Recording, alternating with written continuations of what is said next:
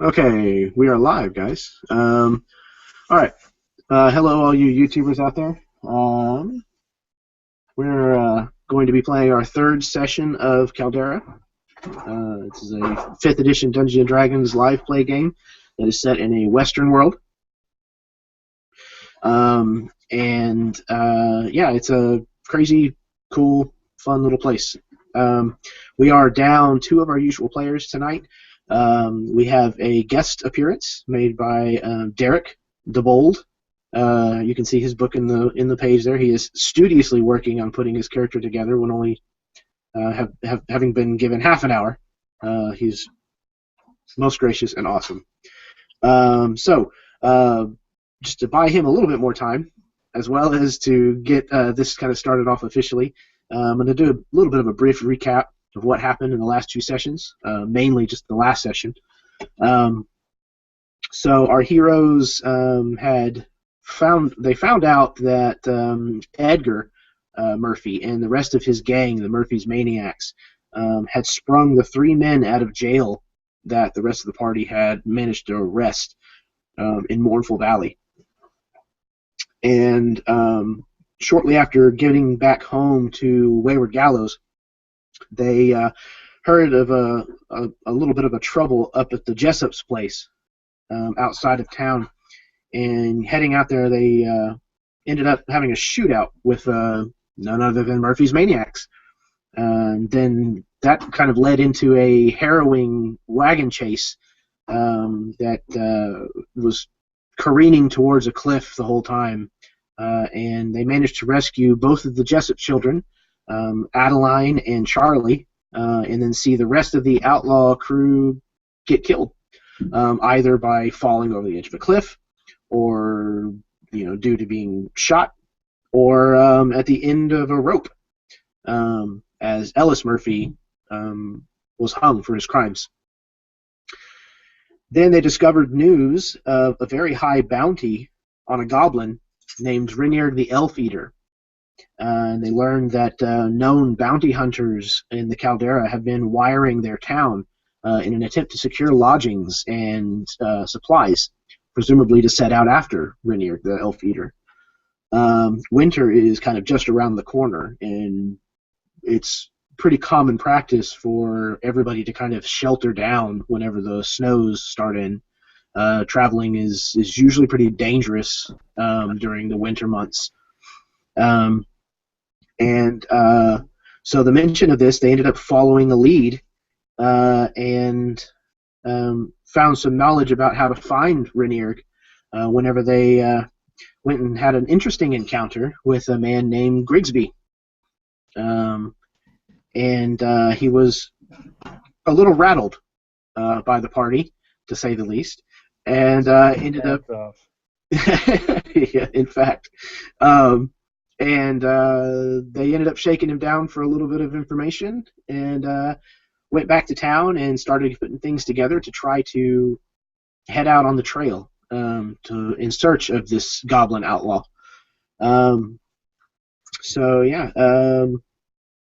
Unless there's anything important that I missed, guys, that you want to bring up or touch on? Wasn't there 2 wizards going to come with us?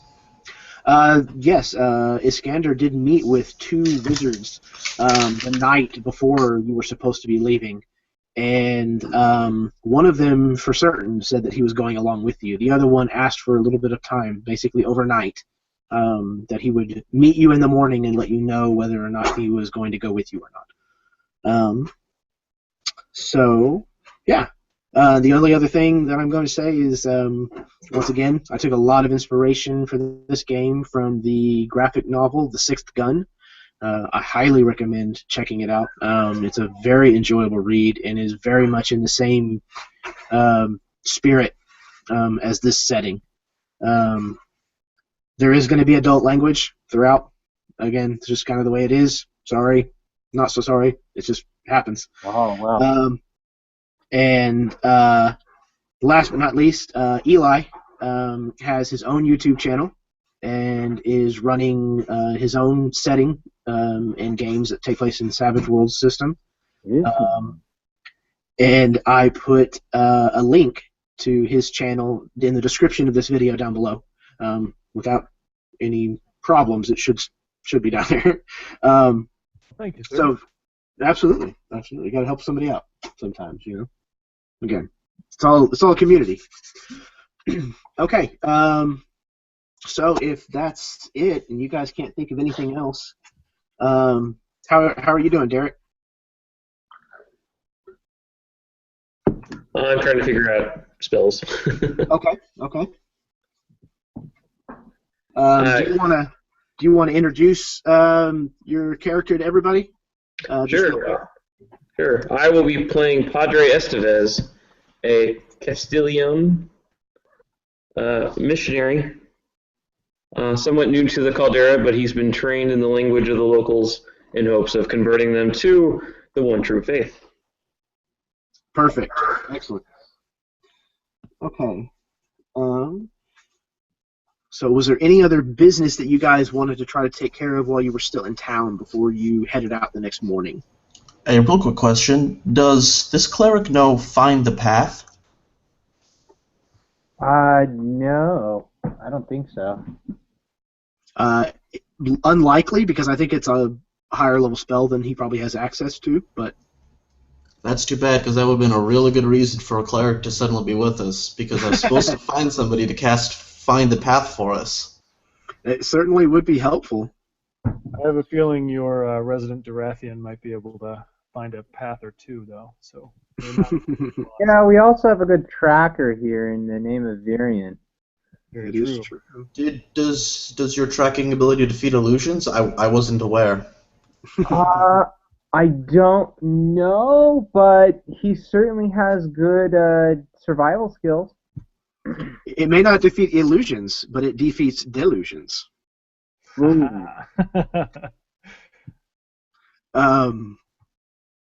Okay, what was I? Yes. Your two wizard friends. They are both there whenever you get together to meet in the morning. And I will attempt to do this. Share these pictures with you. Share my screen with you, rather, if I can get that to work here. Okay. Alright. Now where is the share my screen option?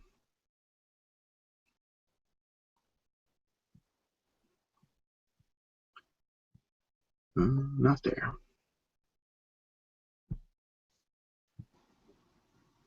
Does anybody know how to do the screen share? It is up. Is it the green? Oh, there it goes. Yeah. Okay.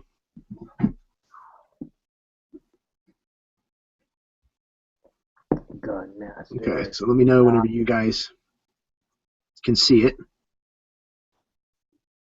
I can see it. Okay. Looking dude. Yeah, this is Thornton Blake. He is a bit of a dandy, you might say, from back east. He definitely looks like he comes from money, and is very likely an adept spellcaster. Let's see if I can get to the other one here. Nope. That's cool. Hang on just a second. I'll see if I can't figure out what's going on here.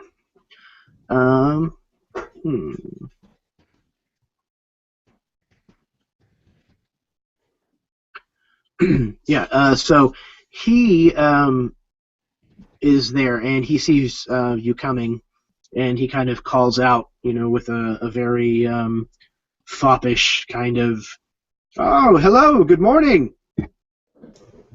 We'll see how good it is. Real slow. You coming or not? He's actually got like some tall riding boots on, and he's actually doing some really pathetic like stretches.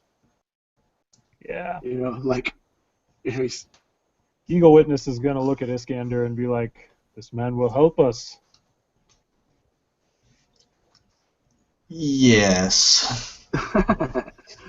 If you say so. Let's get this over with. The other one that is there is a younger individual. He is Elven. His name is Albion Alera. And if I can share the screen again.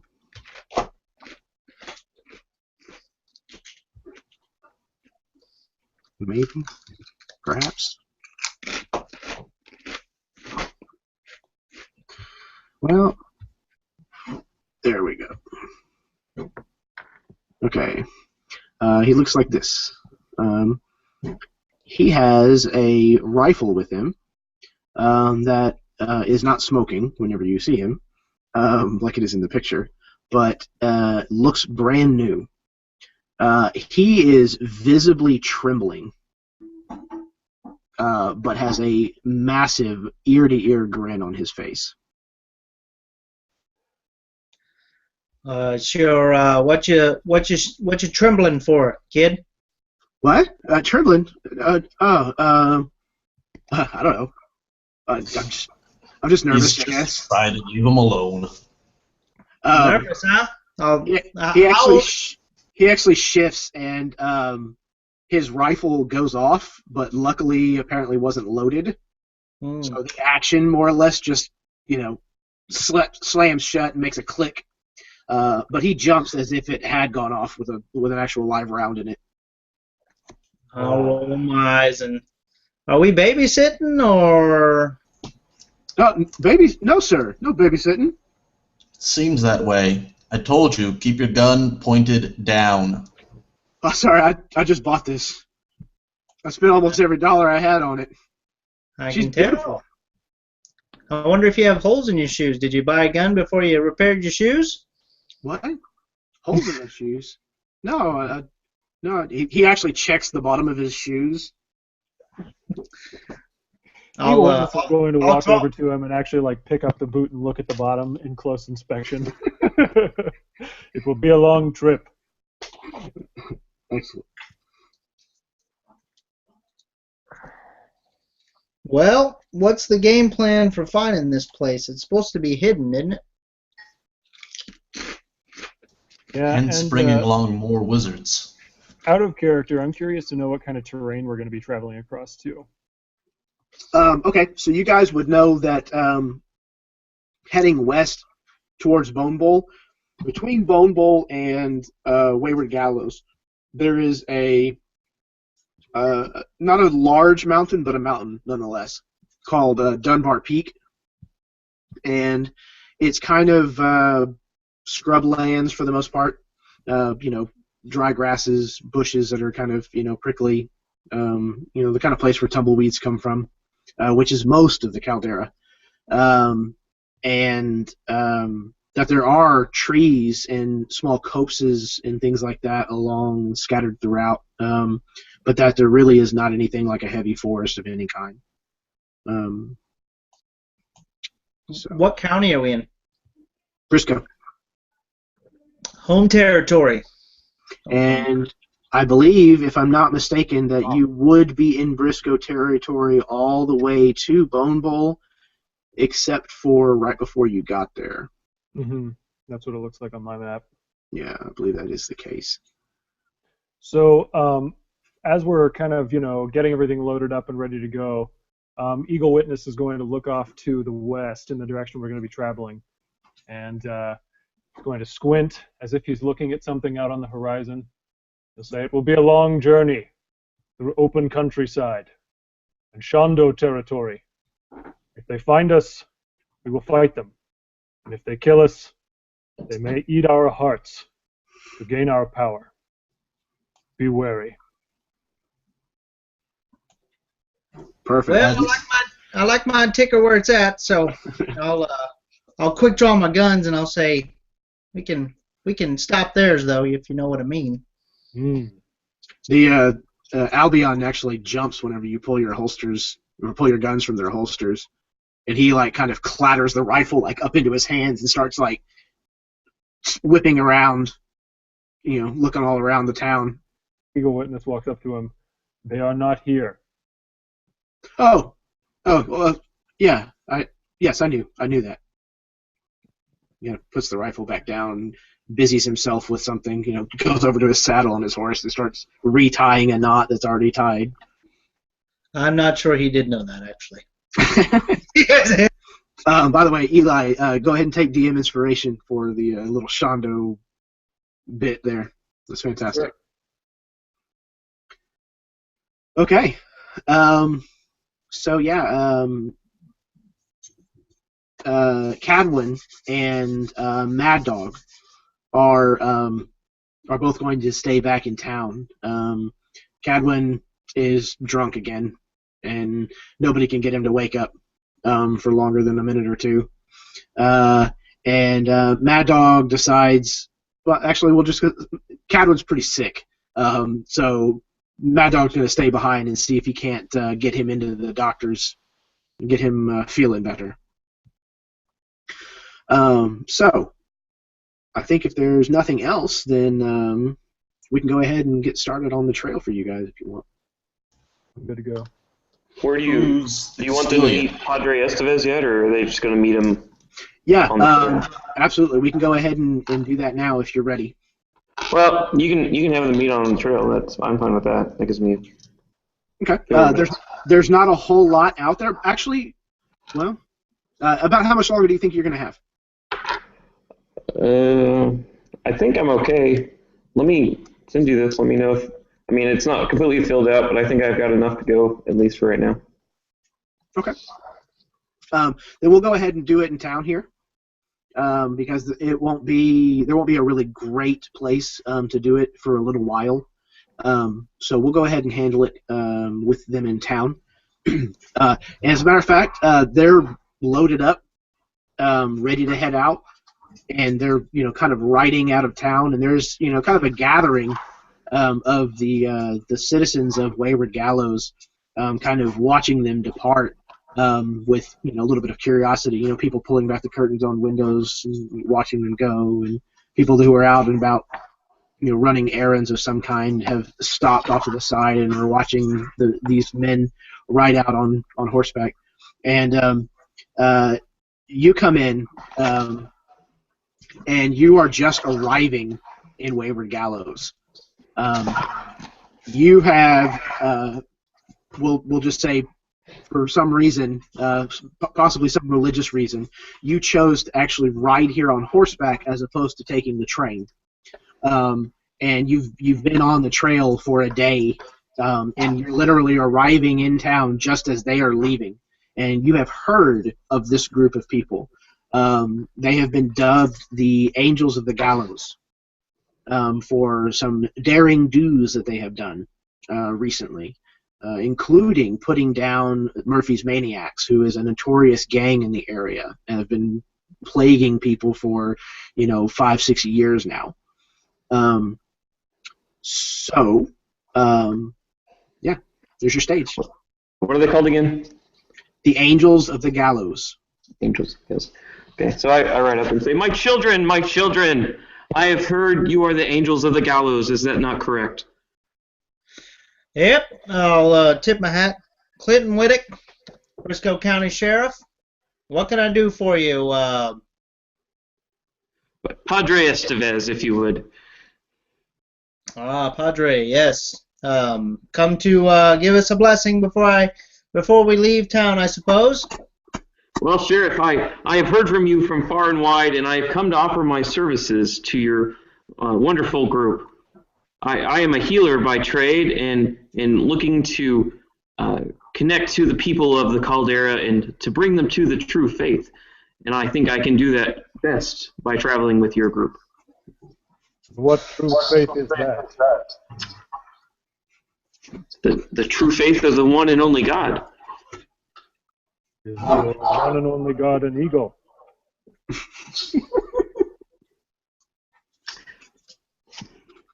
Well, this is awkward, but what kind of 6-shooter you got there, Padre? Can you shoot a gun? Oh, I have no gun. I do carry a stout mace, at my side for when I come across the scavengers of the Caldera, but I have no need for firearms. All right. You like to hit them when you're dying, when they're getting close, I say, huh? Well, I prefer nonviolence if I can do it. Well, that'll change quickly. I mean, that sounds perfect, Padre. Sounds like you have a good moral fiber. We'll ruin that before the night's over. I mean, no, we won't. That'll do fine. Well, thank you, my child. I would appreciate traveling with you. Hey, Clinton, we babysitting? Well, I'll take a drag on my whiskey and say, if they can hurt others, well, you're not a pacifist for long when you've been shot at a couple of times, or as the Eagle Witness says, you might be eaten by cannibals. That'll change a couple things in your life quickly. I'll drag and I'll say, keep up, Padre. Did you say cannibals? No, I said animals. Animals. Okay. As if no one in the group has heard it, Eagle Witness rides up to Padre Estevez and says, "They are the Shondo. They will eat our hearts." Yeah, I'm just speechless now. Yeah. Welcome to Briscoe County. That's fantastic. Alarion is kind of looking like he's contemplating turning around. His eyes are fairly wide at this point, and most of the color he's an elf, he's kind of pale anyways, but most of the color is like drained from his face, and he's not trembling anymore, but then again he's not really moving at all anymore. And he leans closer to Iskander and he says, "Did he say eat our hearts?" It's a metaphor. Don't worry about it. Let's go. Oh, I see. Yes, the Durathian people are interesting. Yeah, they're fucking weird. I know. All right, wonderful, everybody. That's fantastic. Okay, so we have our merry little band here, setting out. It looks like we dropped Chris, but hopefully he'll find his way back in here sooner rather than later. Okay, so you guys all head out. Okay. Hey, there's Chris. Okay. So as you strike out westward, wayward gallows to your backs, you begin making your way into wild country. Moving away from the Konewa River Valley, you climb steadily in elevation for the first 3 days. You skirt Dunbar Peak, taking the gentler northern slope as your route along the 10-day journey to Bone Bowl, though luckily you wouldn't have to ride quite that far.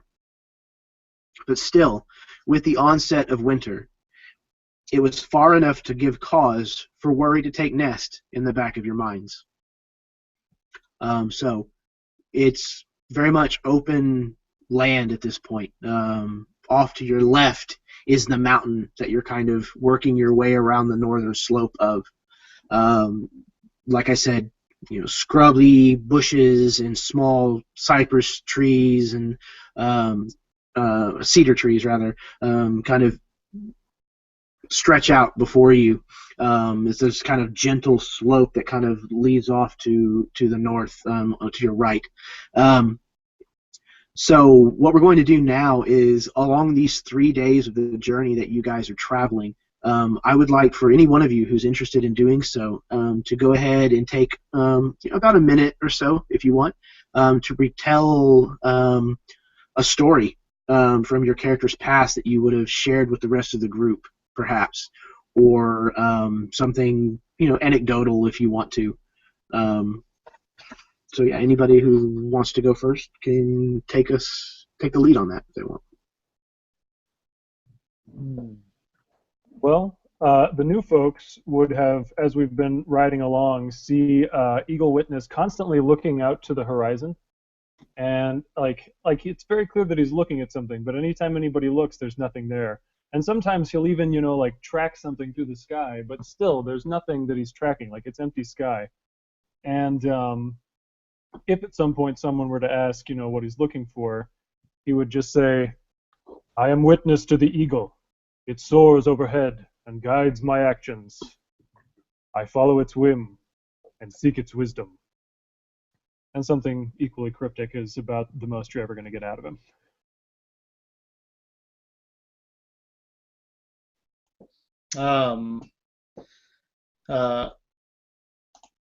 Maybe one night over the campfire or something like that, I'll maybe have too much to drink, as I typically am always dragging on my flask, and I'll say, my father was killed in a shootout when I was a young boy. I was a young deputy. And I didn't know much about the evils of this world, and times have changed in Briscoe County. My father was gunned down by men at a saloon who were basically trying to get away with 5 gold pieces, and I watched him die, but I killed one of them, and nobody else after that night was willing to become the local law enforcement. So I make my living now doing what most people don't want to do, which is ride the frontier and bring men to justice. That may not mean much to many people, but it's enough for me. That is a great story, my son. I find inspiration in your words. I trained in the seminary across the sea in the lands far from here, but I came with other brothers and sisters of my faith, and we have spread out across the Caldera to bring healing and inspiration and faith to the peoples of this land. And I've heard of you angels, and I have decided to follow along with you in hopes of completing the goal of my church. Welcome, Padre. I also lost my father, but I didn't decide to do anything heroic like that. Some outlaws went and shot my dad, so I went and shot him back. And since then, I've just been wandering around shooting guys who shot other people. Basically, that's all I do. I shoot people who shot people first. I get paid a lot of money to do it. Sounds like a vicious life cycle, like a cruel joke. I'm sorry you have to do that, my son. Have to? I get to. It's great. Okay, then.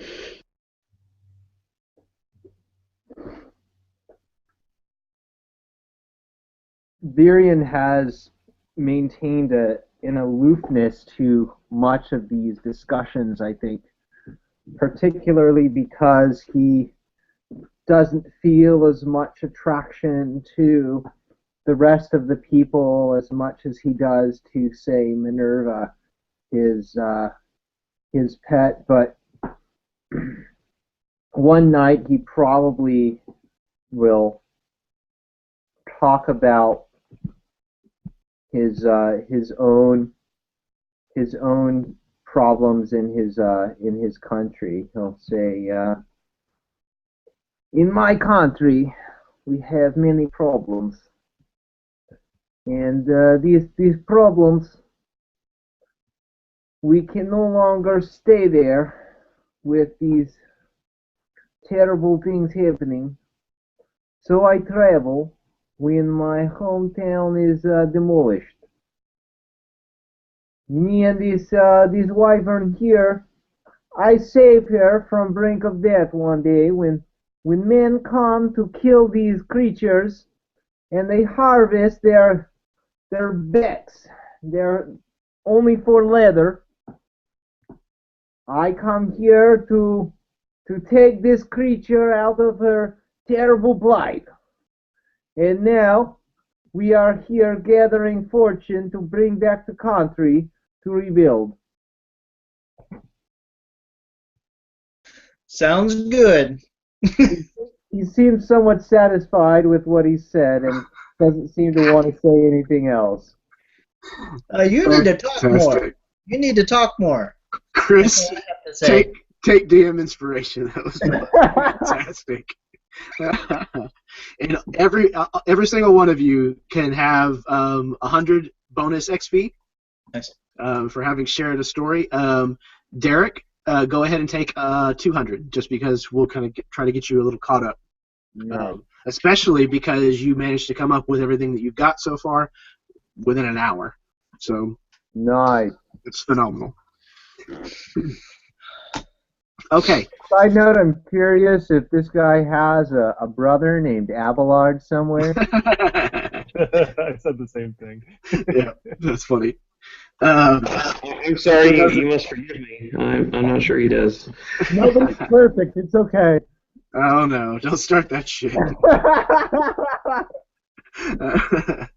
He's not very perfect anyway. It's fine. Exactly. All right. So, well done, all you guys. It was fantastic. I enjoyed that thoroughly. Okay. During the 3 days, is there anything that anybody is planning on doing other than just writing and getting to know each other, that kind of stuff? I'm going to try and take that elf under my wing and make him less pathetic. Not necessarily like all the way up to competent, but less pathetic. Very well. He is slightly this side of pathetic. Still a good ways to go towards competent. But now he's not almost shooting people, and he knows where to put the bullet in. Oh, well, that's good. I would definitely, Eagle Witness wants to be scouting ahead, kind of riding up, taking a look at the lay of the land. I figure that's probably like a survival check or something. Yeah, absolutely. Yeah, if he's looking for, better paths to take, there is a road. Well, I say road. It's more like a wagon trail that leads from Wayward Gallows to Bone Bowl, and that's for the most part what you guys have been following. So, even when I say wild country, it's really just because there's nobody else out here. Especially because winter is starting to set in. At night it gets very cold. A lot of people don't tend to travel during that time period. But you're not exactly roughing it cross country. There is a road to follow, a trail to follow. But looking for small game or trouble on the horizon, that kind of stuff. So a survival check would go towards that if you wanted to. Yeah. Okay.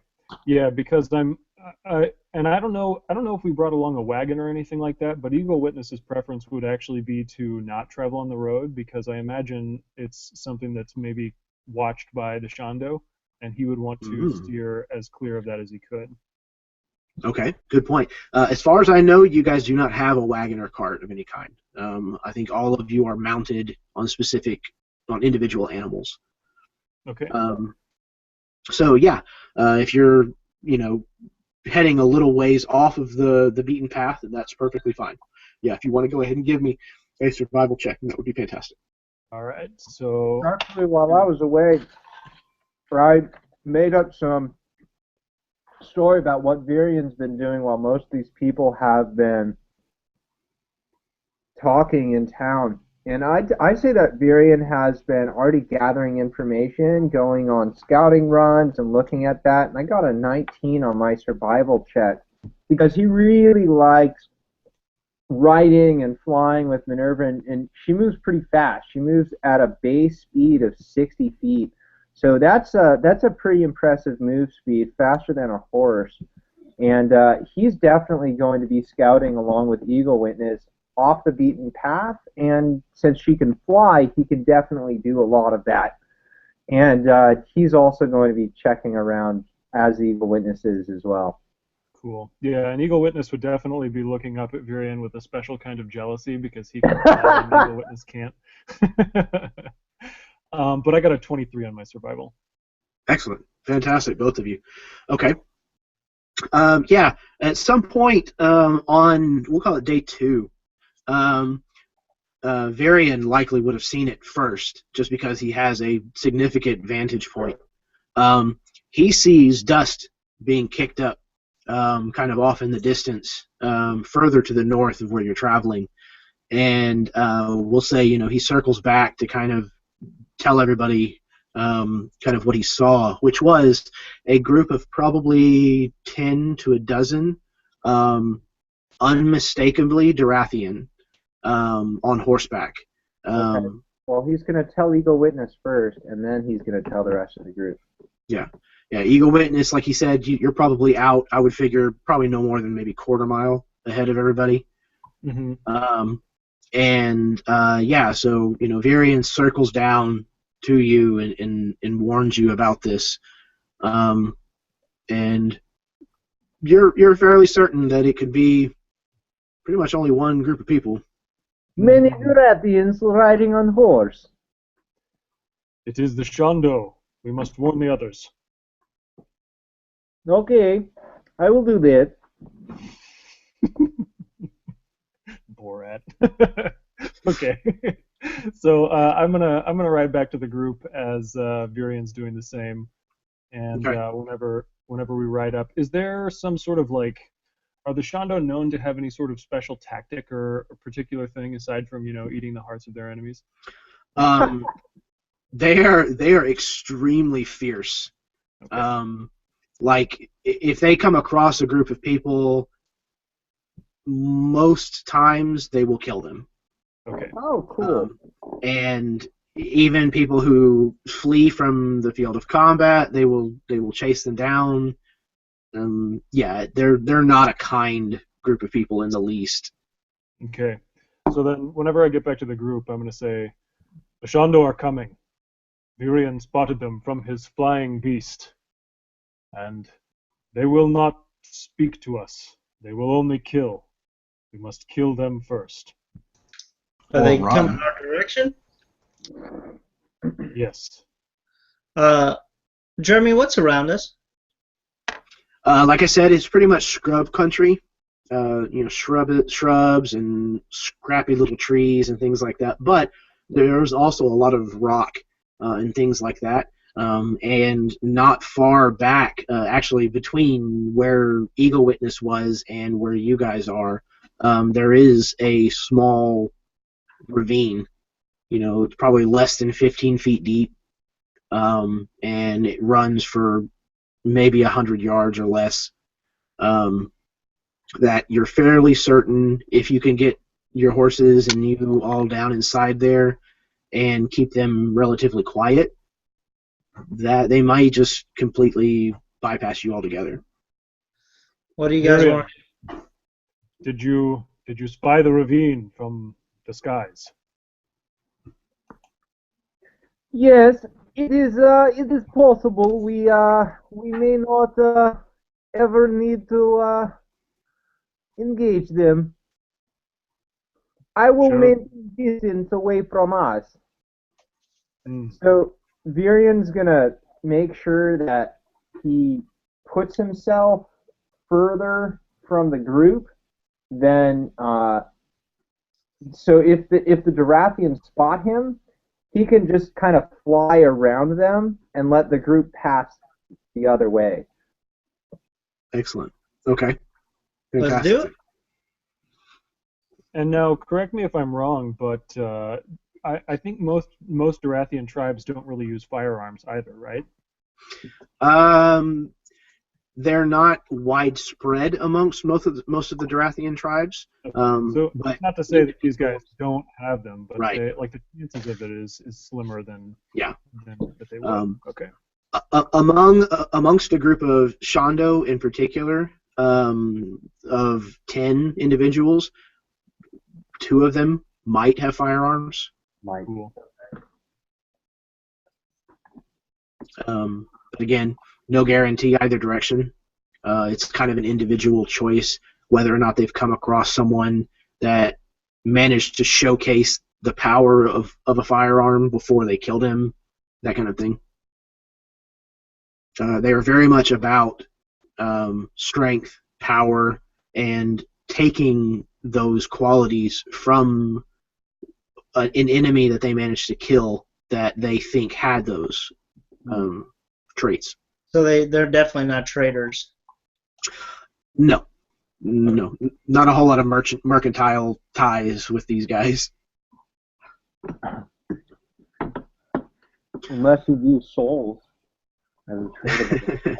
Maybe. Sometimes hearts. They'll trade valves with each other.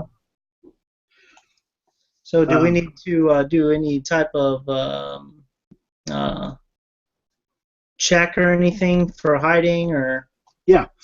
So if you guys are going to go ahead and utilize the ravine, go ahead and roll me a stealth check. It's not going to be an extremely high difficulty class. You'll have, actually, you know what, we'll say you have it with advantage as well, because you had such advanced notice and you have such an optimal place to try to hide. So, what you got, Carrie? I can't read them. 17. I rolled 2 14s. Oh, nice. At least it wasn't 2 4s. That is true. A quick clarification for 5e. I don't have any, like additional things in stealth, but I still roll it with my dexterity bonus factored in, right? That is correct. You just don't get your proficiency bonus. Okay, yeah. Then I got a 22. Excellent. 21, sorry. Yeah, technically, what I'm supposed to be asking for is actually a dex check, and you guys are supposed to be saying, well, hey, since this is stealthy, can I add my stealth instead of my dexterity? But, either way seems to work just as well. So. Sure. Okay. So we've got. Okay, so the 15 looks like it was the lowest. Which I'm not very stealthy. Well, hey man, that's still a 15. That's still fantastic. So yeah, you're fairly certain that you guys get in there in plenty of time without any chance of them seeing you whatsoever, and you get your horses kind of calm and quiet. And Varian is up there doing his thing. At the closest point that you get to them, you can see that they have definitely spotted you. Several of them are, pointing up in the sky and, talking animatedly between. If it needs to happen, he can shoot at them, right? From the as he is a sharpshooter. Yeah, that is very true. You do see that one of them levels a rifle at you, Right. and he looks like he's about to take a shot, and the one next to him actually reaches out and puts his hand over the barrel of the gun, not on the end, but over the top of it, and actually forces him to lower it down, and starts to berate him, pretty obviously. But yeah, you begin to cut your circle, kind of leading them away from the group, and they definitely pursue for about, we'll say 2 or 3 miles at least. Okay. And he's got a 19 on a shot here. If he needs to just use a little bit of discouragement, he can do that. Okay. Are you actually trying to hit any of them, or just near them, or? He's going to probably either shoot over their heads or shoot in front of them so that their horses get startled, but he's not trying to kill them or do anything like that. Just make it clear that he can easily hit them without being hurt, and if anyone gets within 600 feet of them, right, he can hit them without penalty, and so he'll just aim for the ground, right, and try to startle the horses. Okay, perfect. Yeah, with your fantastic vision and that brand new gun that you just got, and your vantage point, you actually spot like a cactus that's fairly close to where they're at, and it has a bloom on the top of it. And you just put that bullet straight into that bloom, and that whole pod of that cactus just explodes whenever your bullet hits it. Nice. and several of their horses that are nearby, rear up, and they are freaking the shit out. And they turn around back north, and they take off running on their horses as fast as they can. All right. All right. So yeah, eventually Varian probably circles back around and gets your attention and kind of gives you the, the all clear sign, if you will. From that far away, do we see anything, or do we just see him fly by? Because, I mean, he's pretty high up. I'm not sure we can see an okay sign. Well, like I said, I imagine he probably comes down low enough that you guys basically can either hear him or see him say everything's hunky-dory. Now, I want to hear the Russian accent, hunky-dory. Everything is okie dokie. Fantastic. You should All throw right. it in there, kid. Maybe in his country it's no Dory Hunky. We don't know. Okay. So yeah, are you guys ready to head back out onto the trail? Let's do it. All right. So yeah, whenever you guys break camp on the morning of the fourth day out on the trail, it is amid the first snow flurry that you've seen so far this year. From the look of the clouds that are rolling in from the northeast, it wasn't going to be the last you'd encounter on this trip. Sure enough, before the midday break, the snow has kicked up and started to make it difficult to continue for a whole lot longer. Several in your party, likely Varian and Eagle Witness, I would think, having seen this kind of weather before, are convinced that it's becoming a blizzard. Seeking shelter seems like a wise course of action. Right. Well then. Natural 20 on a survival check to find shelter, baby. Wonderful. Fantastic. Okay. Further to the northeast, more to the east, so we'll call it north by northeast, you see a building, the ruins of a building. It's kind of difficult from this height and this angle and through the snow to kind of tell exactly what it is, but it's definitely the ruins of a building. You can clearly see right angles and things like that. Right. But it looks like it's probably another hour away on horseback for them. Okay. And the thing that really troubles you is that as you're kind of getting a closer look at this, something takes flight out of part of the building. Okay. So he's gonna just take a look at it through his scope. Okay. If you will give me 1 second. I'll get you the picture. It is a large creature.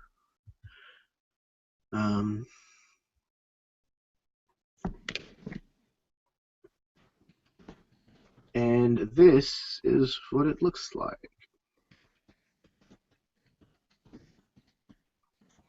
Ooh.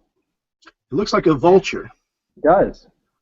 Except that his wingspan is probably nearing 40 to 50 feet. Oh wow. That If you were a about as big character, as Minerva. Okay. if you were a character in a D&D world, you might call this a rock. Yeah.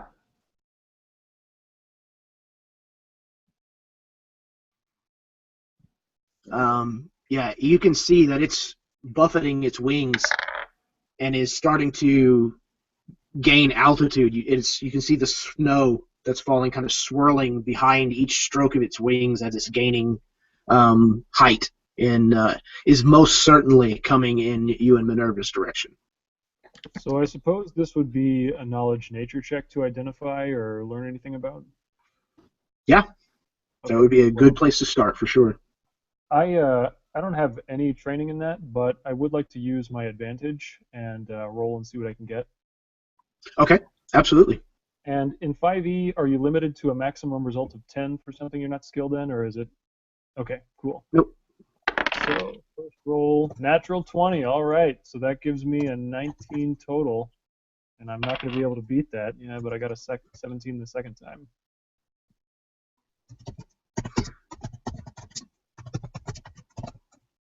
Okay.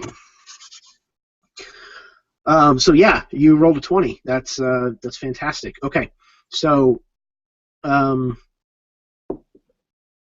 you see Minerva flying back towards the group with haste, and as of right now, you don't see the creature itself yet. But A huge creature. as Varian gets close enough to give you just an inkling of what he has seen, you can start to kind of see the dark shape a little bit, kind of approaching. And combined with what he said, as well as what you see as far as the way it's moving its body, what have you, you've seen one of these things before. You've had a close encounter with one of these things before. It's a buzzard rock, effectively. Okay. Now, if there's some kind of Durathian name for it, you feel free to come up with one. But they're incredibly nasty. Call it the bird of thunder. Maybe not, though. My son, you have such strange and wonderful creatures in this land. Okay, so I didn't roll very well on my nature check that I didn't announce earlier, so I'm going to pretend like my character doesn't know that he's an idiot, and he's going to say, "Don't worry, they only eat dead things." I guess we all can see the creature. You can see the creature, not close enough to really tell much detail. And Varian, if he's telling you how big this thing is, that would be the only indication that you have of that so far. Huge creature. He's kind of stretches his arms.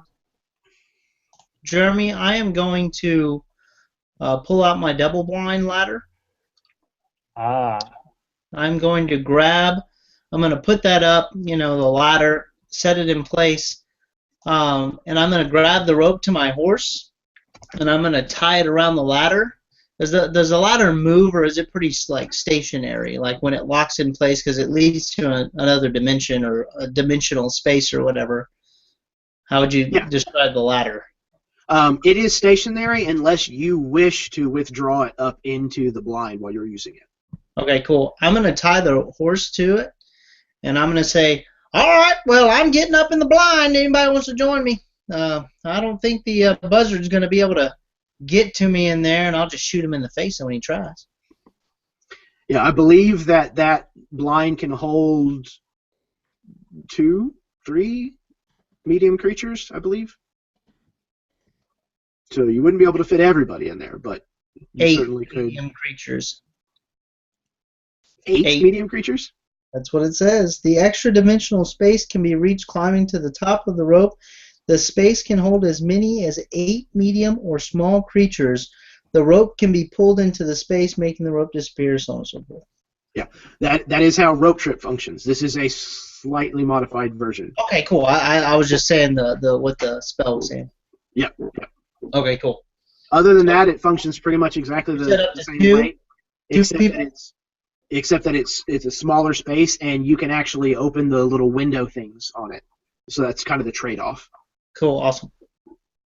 Well, I climb up in there. Yes, sir. I say, Sheriff, we have 2 civilians under our protection. I suggest you give them the safe location. Thornton is like, young man, please. This is not a problem. He starts kind of rolling up his sleeves. Sorry, guys. I'm helping the kids real quick.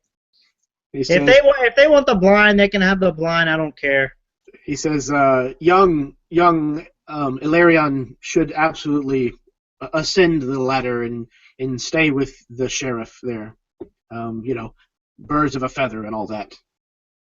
Well, I suppose he can learn how to shoot from up here. I can shoot him a thing or two. I mean, it's the size of a bus. I mean, a railroad or a train. Shouldn't be too hard to hit. A barn. The thing you're looking for is a barn. It just says a barn. Doesn't really matter. It's big. On. Big and shouldn't be hard to hit unless you're this kid when he doesn't put a bullet in his gun. He's like, oh, right, a bullet. A bullet? Yes. He starts loading his That's the gun. first one. Step 1, load the weapon. Yeah, so Viren's going to start shooting at it. Okay. So then let's go ahead and everybody roll me initiatives. So we'll go ahead and get that all jotted Do down. we have time before it gets here for me to cast a buff spell? Absolutely. Okay, good. Mage armor it is.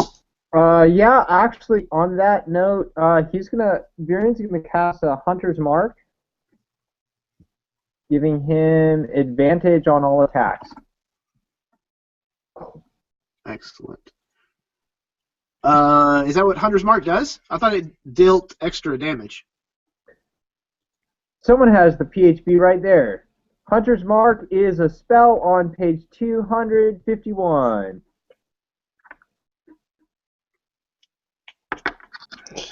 Say, choose a creature in range. Till the spell ends, you deal an extra 1d6 damage to the target whenever you hit it with a weapon attack. And you have advantage on any wisdom or perception or wisdom survival check you make to find it. Okay, find it. Okay. So yeah, the advantage that you get is for finding it, basically, not for necessarily attacking it. But you do get that damage, bonus damage on it, so that's a good thing to keep in mind. Especially because here's how this combat is going to work. Let me go ahead and get everybody's initiatives first, and then I will explain that to you, because it's going to have a little bit of a special curveball, if you will. So I've got Eagle down for a 20. I've got Clinton with a 19. I've got Varian with a 12.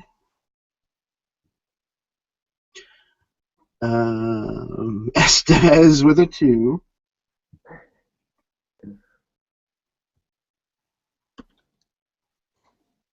Okay, am I missing anybody? 1, 2, 3, 4, 5. 1, 2, 3, 4, 5. Missing somebody. The person who's helping his kids Oh, out. here we go. No, I got his. It's Scanders. I see it now. So it is a 20 plus 1, so it is a 21 total, or it was a 20 with a plus 1? It's a 20, and my dex modifier is 1, so if they have a higher dex modifier, they would go before me. Got it. So you have a 21 total.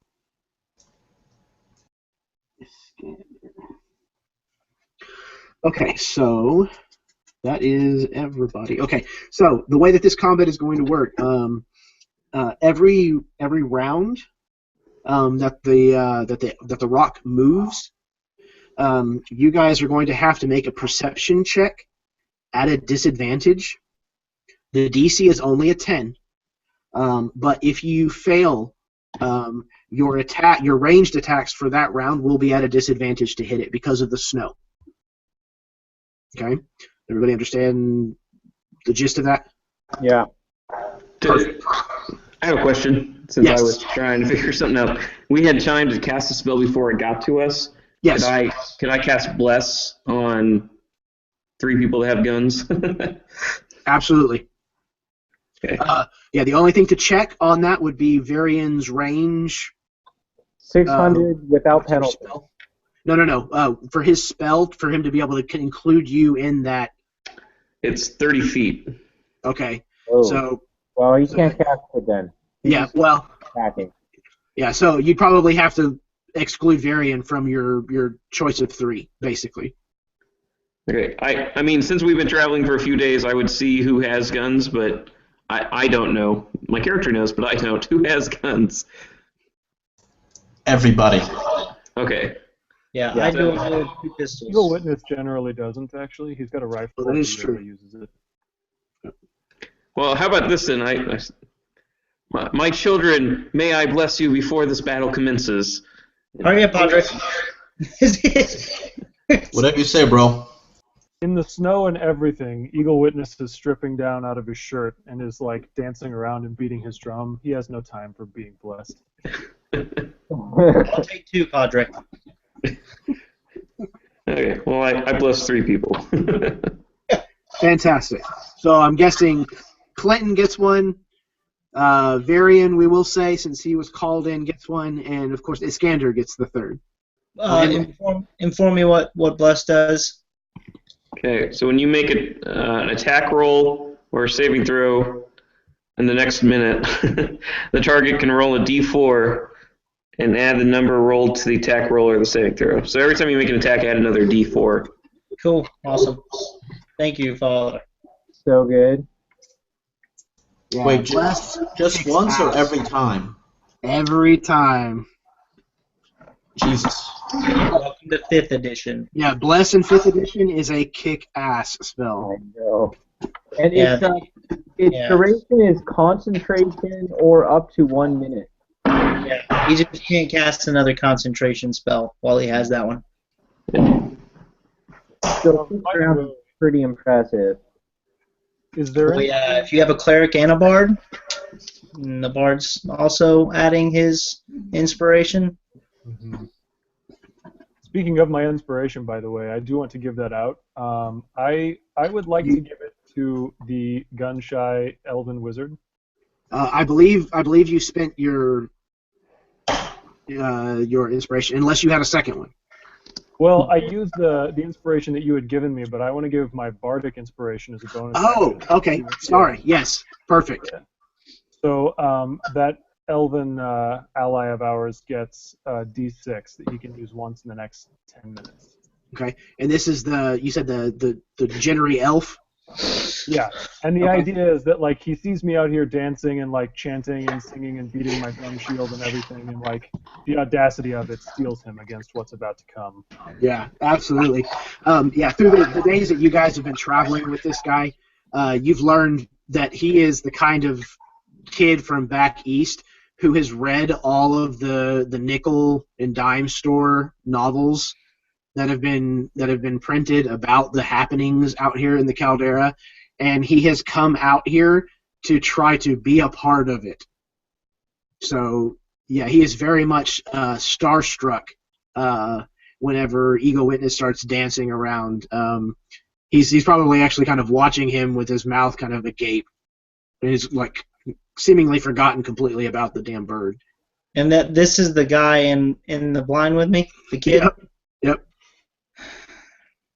He doesn't need to be distracted. Some of my lyrics have something to do with I work out. He's standing right next to the sheriff. He's like, such savage beauty.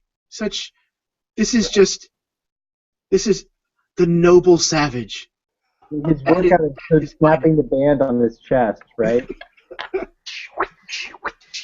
Boy, just no, just shoot the bird. Don't no. Fantastic. Okay. So I managed to catch up with what you were talking about, Iskander and Eagle Witness. So Eagle Witness, I believe you are first. Okay, so you can go ahead. Okay, so let's see here. I have a rifle, but I don't really want to use it because I'm just dancing right now. So I think I will suspend my action for now. Okay. Yeah, I'm good for now. But if the thing ever closes within, like, I don't know, 80 feet or something, let me know and I might throw my axe at it. Okay. So for now, do you want to take the ready action? Yes, please. Okay. Perfect. All right. So that takes us to Iskander. It is your turn. Great. I'm going to make a perception check. Yes. Thank you. Okay. And I got to make 2 and take the lowest, right? Yes. And my DC is what? 10? 10. Oh. Well, I see it then. All right. Just because we're in a blizzard and I want to use something more thematic to that, even though it does a lot less damage, this is what Skull does. He draws some of the swirling blizzard around him, and then he grabs it and hurls it at the rock. And he deals... I gotta make an attack roll now. Let's see. Does a 17 hit? Yes. What is the range of your spell? You're doing Ray of Frost? Yeah, Ray of Frost. It's Okay. 60 feet. Is he within 60 feet? No, not yet. I ready all that. All that I just said, it's all ready. Okay. You can keep the rolls and everything that you made. That's perfectly fine. I'm holding part of the blizzard in my hand, and I'm ready to throw it at him. Excellent. It's a beautiful description of that. Okay. Clinton. You're muted, brother. Carrie, you're muted. Since I'm shooting twice, because I have two weapons, I'm only going to make one check to see if I can see him. Yes. Mm-hmm. Cool. I'm going to use one of my superiority dice, Commander Strike. What's the kid's name with me? Hang on just a second. It's an A name, and he's an elf, so it's kind of different. Albion. Albion. There you go. All right. Thank you. Say, Albion, come here. Let me show you something. And I'll pop the hatch up on the blind, and I'll lean out with both my guns, and I'll say, I'll pull him in. I'll say, you see that bird up there?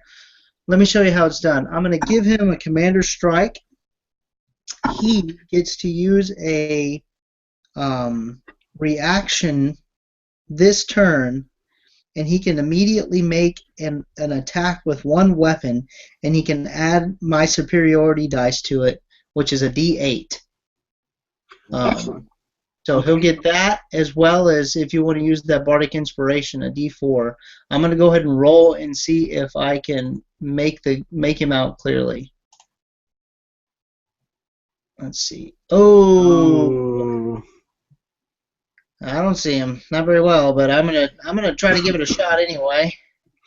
Okay, so you open the thing, and you're like, you see that bird out? Well, he's out there somewhere. Out on the horizon. And he actually looks out, and he goes, "Oh yeah, there he is, right there." And you're like, where's he at?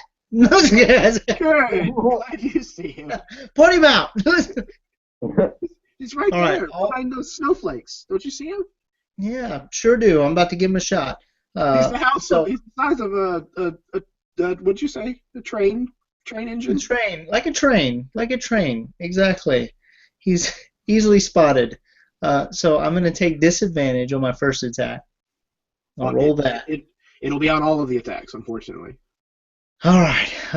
4 plus, I think it's a 5, but I doubt that hits. You do get to add a D4 to it. That's true. correct. There you go. Glad for the blessing. Yeah, that's a 10. Still a miss. All right, let me roll the next one.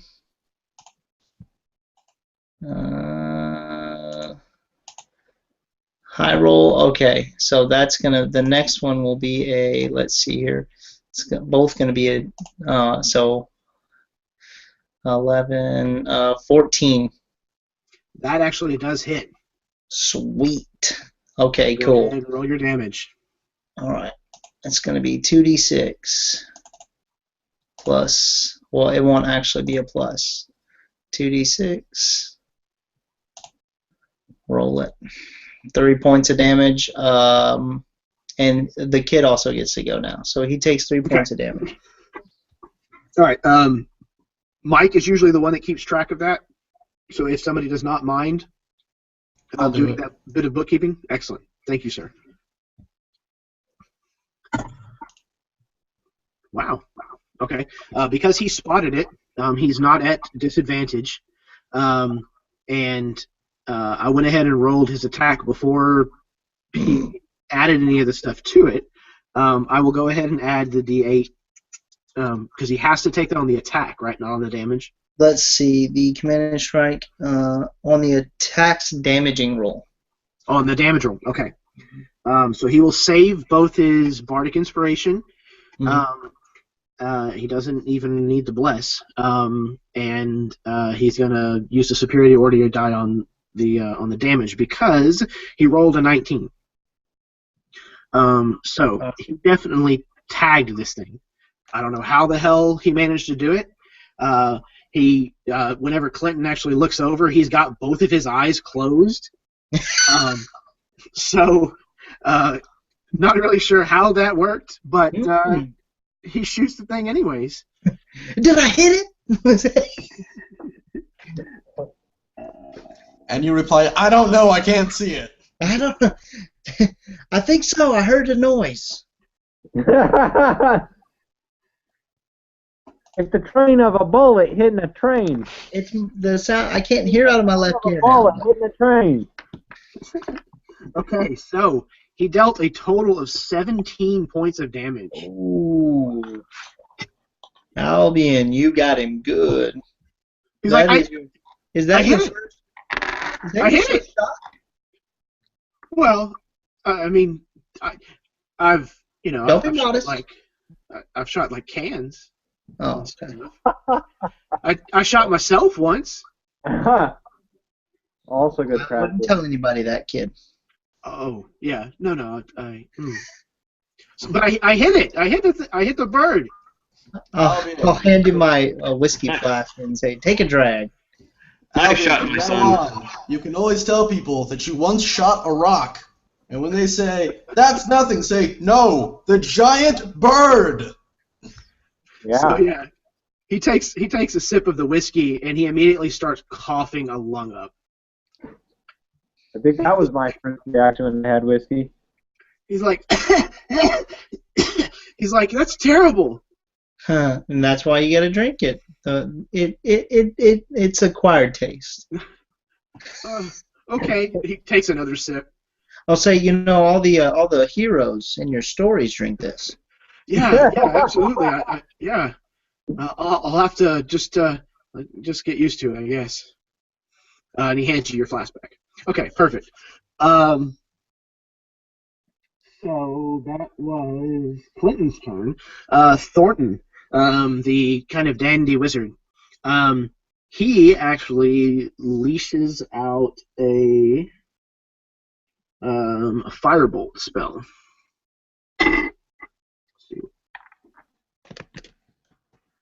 Oh, I'm gonna make his perception first. That was not great. Okay. So he was at disadvantage, and he rolled terribly on both of them. So he says, yes, wonderfully done, Albion. He says, that's fantastic. He says, now, let me show you the way a wizard truly does it. And he kind of rolls his sleeves back a little more, rubs his hands together, all Mr. Miyagi style, and then points a finger, and a firebolt goes, shoots off, kind of, causing some steam as it melts its way through the falling snow, and completely misses this bird. Nice. Like, not anywhere near it. And he says, the snow's been playing tricks with my eyes. And he kind of flips his hair a little back. Okay. It is now Albion's turn. I believe that the way that his thing worked, it said it was a reaction, so he still gets his normal turn. So we'll see if he can't, lightning can't strike twice here. Not quite as much that time. Efficiency, well, he did actually hit it, but barely.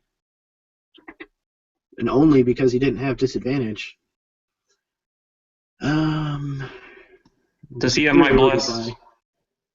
Oh, yes, absolutely. Especially with that, he would have hit.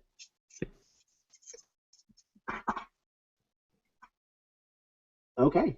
He dealt a further 12 points of damage to this thing. So I hit it again. I thought that it missed, but then it ended up hitting the rock anyways because it had moved position. Yeah.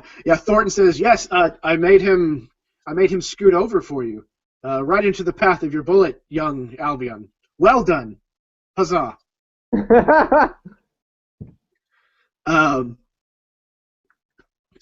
So that was Albion. Virion, it is your turn. All right, so Viren's got to take perception rolls, right, to see it? Correct, yep. All right, so he rolls a 15 and a 17, which are 18 and 20 respectively. Okay, you would only need the one. You would normally be at disadvantage, but because of your hunter's mark, Okay. that cancels it out and gives you just your straight die roll. Nice. All right. So he gets a total of an 18 to see it. You're good. All right. Cool. You do not need to take disadvantage on your attacks this round. Awesome. So he's got a 14 to hit. Oh, wait. Yeah, okay. 15 to hit. So that's 5, 9. All right. He's going to deal 10 points of damage. And he's also going to sort of have Minerva scoot herself away from the group, and he's going to try to circle sort of abroad it so he can try to flank this creature, and if needs be, he can have Minerva dive in to attack it if it looks like it's closing in on the group. Excellent. Okay. And did you add your hunter's mark damage to that? Yep. Okay, perfect. Wonderful. Okay. So what does that put him at now? It's like 30 something, 40 That's something. 10 more damage. He didn't roll very well on his attack roll. So yeah, somewhere around 30, 40 damage. Okay, that was very. It is now the bird's turn. The bird. The bird is the word. This thing moves fast. This thing moves really fast. And not like, fluttering its wings and moving very rapidly fast. This thing is just like, whoosh, whoosh, whoosh, and it's just covering enormous amounts of distance. And it is now within range, 80 feet for a throwing axe, if you wish to do so. Eagle Witness, sorry. And then also for your readied spell, Iskander. Yes, 60 feet. That is how close he's going to be. Is he will crest the 60-foot mark. He is actually going to be attacking Virion and or Minerva, so he will be very close to the group. Cool. And so I definitely do want to take advantage of that attack. Okay. I will go ahead and make my check, but before I do, the range increments on my axe are 40 and 80. So does that mean that I suffer a penalty for not attacking in close range? That is correct. Anything within 40 feet, you're good. Anything between 40 and 80, you take disadvantage on the attack. Okay. So then I will go ahead and roll my perception to see if I can see it through the snow. And Okay. then It won't matter. You have disadvantage anyways. You can't have double disadvantage. well, fine. Then I'll just. That is correct. Okay. So I'll just make an attack then. Fine. Let's see what this looks Just roll like. 2 20s, whatever. Yeah. So first one was a 5, and second one was a 4. That's a high of 7. So. Okay. I throw the axe and it goes out, and then I hold my hand out and it comes right back to me. Yep. Yes, sir. Okay. So did you want to go ahead and roll for your spell, Iskander? Yeah, I just have to roll damage, because I already rolled the hit earlier. Yes. Doesn't do very much damage. So, Every good help. But it also does slow them. yes. It Very important. takes 6 more damage. Excellent. And what is his total at now?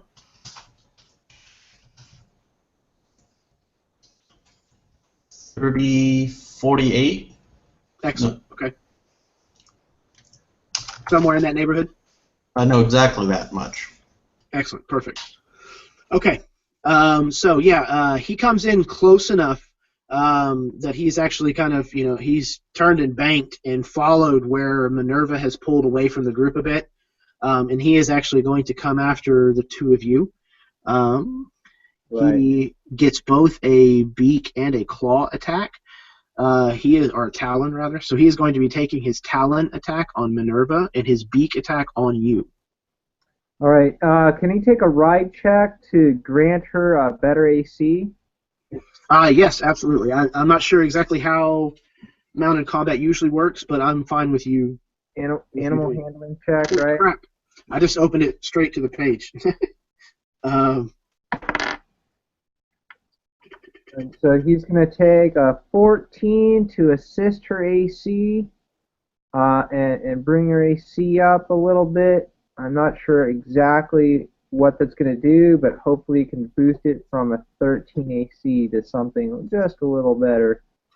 so what was the result of your ride check again? I got a 15 total. Okay. Yeah, excellent. Again, I mean, you guys are very copacetic with each other, so it's not difficult to coerce her, to your guidance. So yeah, you got a handle animal of 15. So yeah, we're gonna call that good enough to give him disadvantage on his attack against her. Nice. Okay, so I'm gonna go ahead and resolve that one first. So, okay. So a 5 and an 8 is 13. All right. What was her armor class? So her starting armor class is 13. Okay, so even with the disadvantage on his attack, he did manage to connect with her. All right. Okay, so yeah, you basically give a firm pull on the reins to the right and try to get her to peel away. And as she's buffeting her wings to try to bank and turn, his talon comes up and actually catches her right along what essentially would be her forearm. Nice. And she takes 17 points of damage. All right. She's gonna drop then, and Really? Okay. yeah, she gets -5. Okay. Because she is your magic weapon, essentially, Yep. we are going to go ahead and give her death saving throws, just like a PC. Okay. So we will start making those on each of your successive turns. Cool. However, what we're going to need right now is go ahead and make a Constitution save for her. Okay. I'll use my inspiration. Roll a 9. 17 looks way better. And that's a 17 for a Constitution save. Perfect. Okay. So something about the way that she falls, either a tree that still has quite a bit of foliage on it, or something like that, cushions her fall enough to where she's only going to take half damage for. Well, we're just going to call it she's okay. Basically, she's not going to automatically fail her first death save from falling. Okay. So now we need to resolve what happens with you. All right. Do you want to attempt to stay with her on the way down?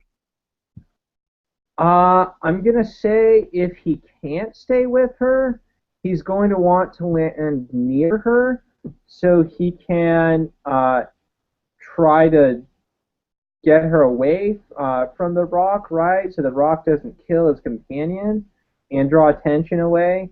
So he's going to unholster his shotgun, right? Like put that over him and then do the rest as he's falling. Okay, so here's how I'm going to get this to play out here. He's going to make his beak attack against you. If he manages to hit, then he's got a hold of you in his mouth. Okay. If not, you will be falling down next to Minerva with you, and then you can pull your shotgun out, etc. Right. So he hit an armor class of 16 against you. Yeah, that'll hit. 16. Okay. All right.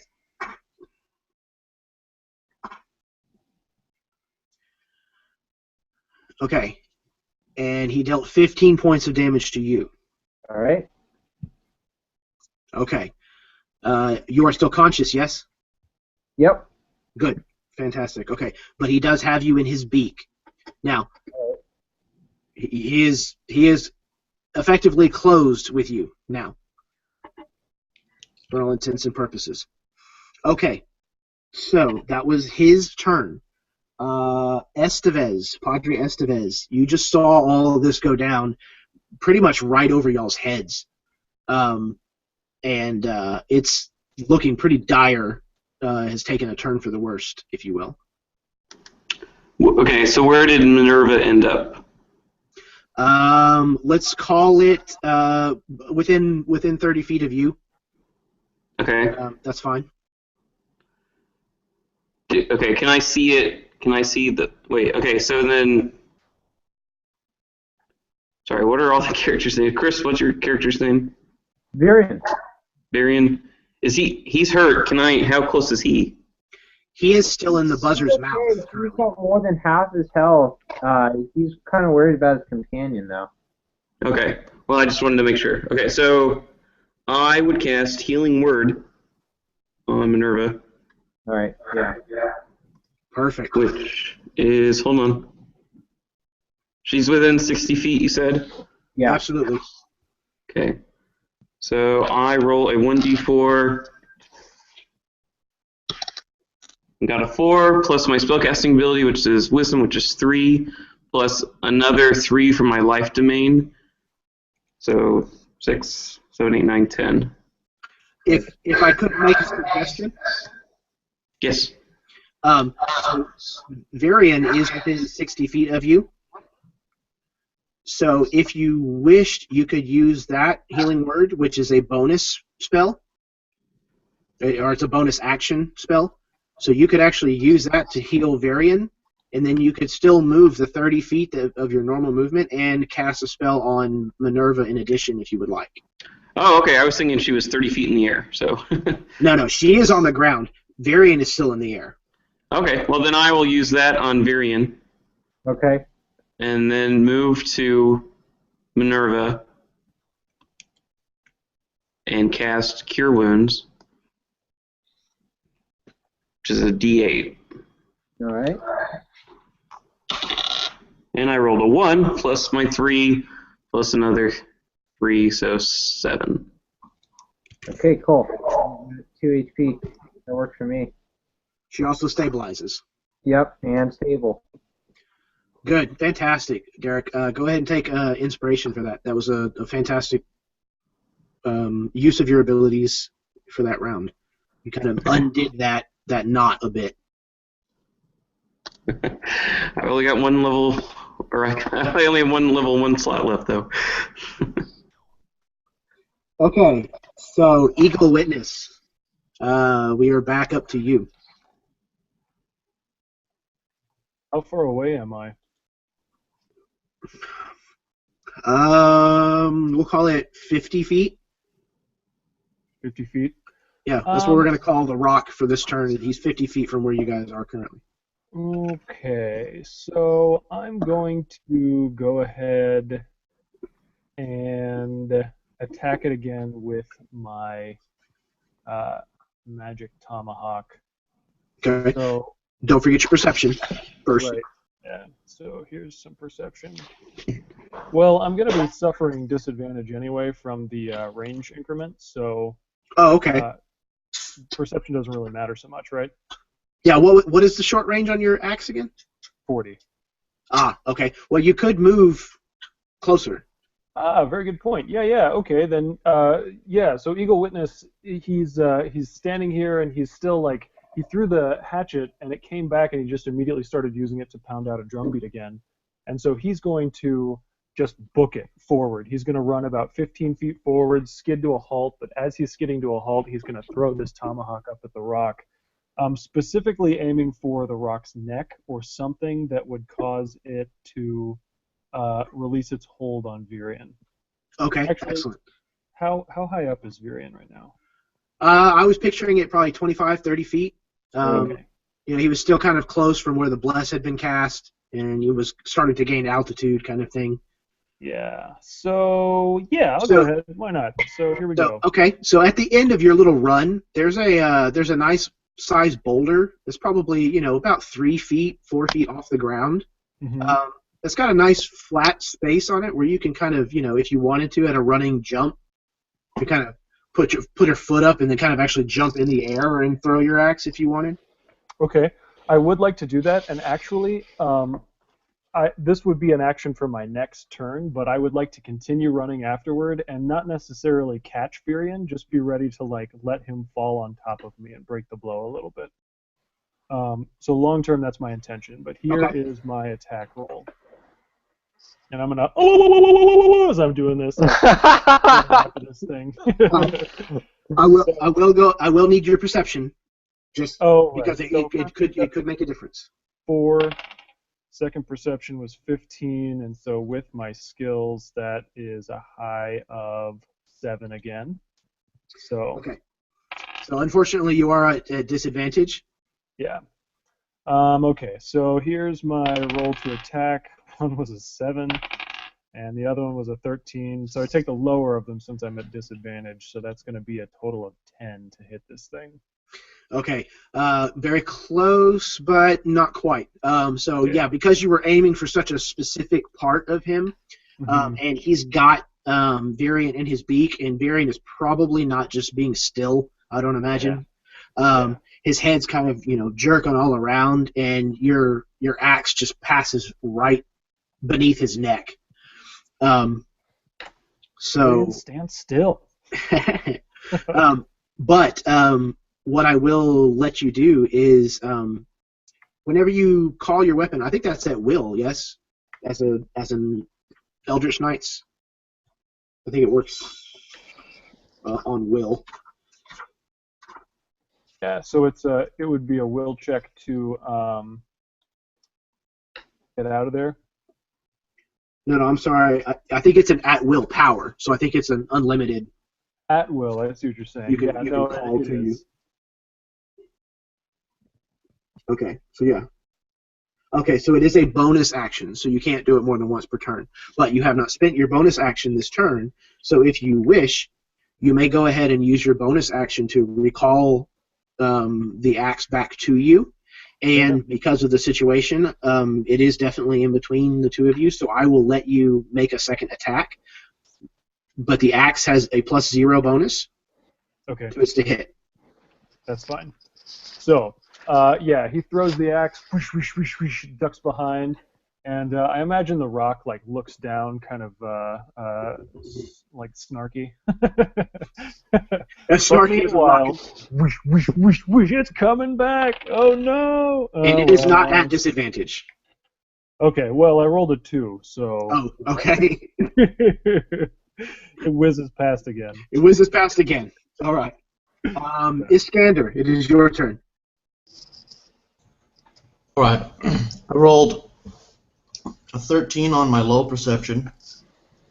Okay, you're still good. And then I'm going to shoot a slug out of my shotgun at it. For that, I rolled a 15 because I didn't have disadvantage. That is correct, and that does hit. I have not rolled my damage yet because I was trying to be prepared, but then I wasn't that prepared. Oh, no, you're good. Not a problem. Love the sound of bones rolling. 15. Good. 15, 16, 17, 18.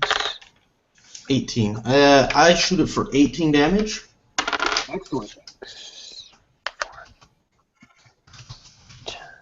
That means it's total 16. 66. 66. Okay, remember that. But yeah, you just put a big old hole in this thing. I'm aiming for its organs, the ones protected by ribs. Exactly. So this thing has reached the point of it bloodied, effectively. It's within the lower half of its hit points. So because of the amount of blood that this thing is now losing, all of your perception checks from here on out to try to spot it will not be at disadvantage.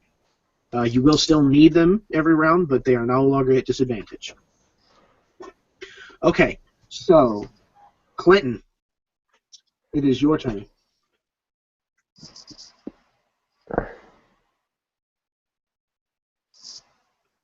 You're still muted, brother. Chris, what's your character's name? Varian. Varian. What's can I make out how he looks, Jeremy? Yeah, I would assume he's not doing very well. He's doing better than he okay. was. He got pretty healed. He's all right. All right, sweet. I don't know. Can you even see the bird, dude? All right, well, I am going to Albion. You did pretty good last 6 seconds ago. Thanks. I'm gonna do Commander's Strike on him again. It's my fondest memory. Yeah, I'm sure it is. Whatever you need. Said, why don't you take another shot there? And I'm going to. You said go ahead and roll my persuasion or Perception. my perception. Yes. All right. Damn, Sweet. this kid is good, man. Just one roll. Yeah, it's no longer at disadvantage. A 9, 8. I don't. My perception's at a -1. Mm. So here comes my first attack. They are unfortunately at disadvantage again. Yep. So the first one misses. Second one. You still do get a D4, by the way. Yeah, I didn't roll it on the first one. So it was a 1. Yeah, it's gonna be an 11. No, that is still a miss, unfortunately. And I'm gonna go ahead and do an action surge. Oh, you know what? No, I'm not. Did he end the bless? I wasn't paying attention. Yeah, I added in the bless on the last one. The first one I didn't. It was a 1. So, and Albion gets his shot. So I fired twice and missed. He got a 20 on his perception roll, so he knows exactly where the hell this thing is. Keep shooting, boy. He just rolled a 19 on his attack again. Good God, this kid's going to be the all-star of the damn Good. I hope so. group. I'm just gonna stand back and let him shoot the whole time. This first level wizard is going to be like, I got this. You guys said this was dangerous. What the hell? I said it wasn't that dangerous. Aren't you glad you listened to me and came along, buddy? Absolutely! He screams at the top of his lungs. 16 points of damage. Woo. Awesome. Because he had his superiority die. Yep. Well, and he's using a rifle, which also does not hurt. Okay. That was Clinton. It is now Thornton's turn. Oh, what is this guy going to get up to this time? He is going to attempt to hit him with a similar to what Iskander just attempted. First he's going to need perception. He just rolled a 20 on his as well. Damn. So he's going to try a Ray of Frost as well. And he just rolled a 20 on that. Good God. Okay. Spells can crit, right? Yes, they can. And Ray of Frost is a D8 plus his D8. modifier? Okay. Yeah. So he just hit this thing for 20 points of damage.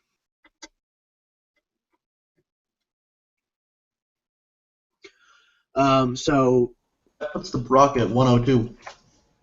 okay, excellent, thank you.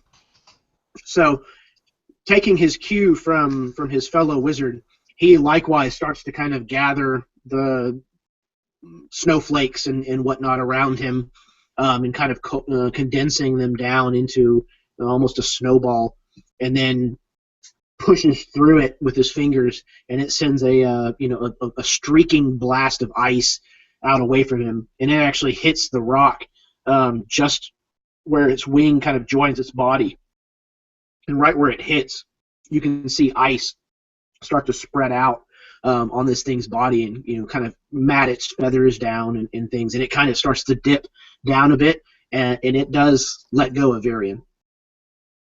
Nice. So Varian, go ahead and give me a Constitution saving throw again. Ooh. He gets an 8. No, add you're blessed. Right. Yes, your saving throws. Thank you. He gets 12. Fantastic. Okay, so you will take half damage from the fall. Nice. Just 3 points. All right. That's easy. He's good. So yeah, Eagle, because you managed to move in underneath of him, I will let the two of you divvy up those 3 points however the two of you see fit. Oh, sure. I'll give all 3 points to Eagle. That sounds fair. Are you okay with that? Yeah, Eli? totally. Okay. Yeah. And so be it. So yeah, you put yourself in the right place to let him land on top of you. And land on top of you he does. Whoa. Both of you are now prone. Okay. Albion's turn. Oh, you know what? He's actually fired 2 shots. So he's actually reloading. Virion, it is your turn. All right. Well, he's definitely going to get up. And let's see. How close is he to this creature? Close He's enough. pretty close. So he's within 10. He's within 20 feet, yeah? Absolutely. All right, cool. Take your vengeance. All right, so he's going to get 17 to hit. He's going to deal 6, 7, 8, 12, 18, 19. All right, he's going to deal 25 points of damage with his shotgun at this creature on its underbelly. Okay. The creature's now at 127. I think he's dead. So please, Oh, Varian, tell me how you take vengeance for yourself and Minerva upon this beast.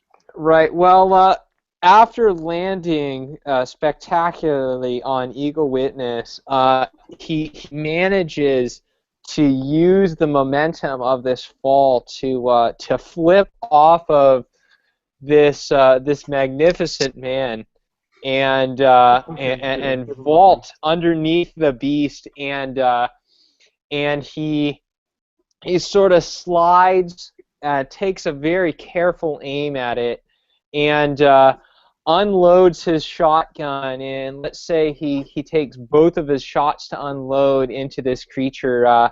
So he's gonna hit the head twice as he's sort of scooting under this creature, and just completely shatter the jaw, and just it's already bleeding, right? So he's just going to completely destroy this creature's ability to move at all. Excellent. So yeah, the first shot you pump into this thing kills it, and it starts falling. But you know your vision is kind of red at the edges. You know, Oh, yeah, your adrenaline absolutely. is through the roof. So you don't even care. You cycle a shell.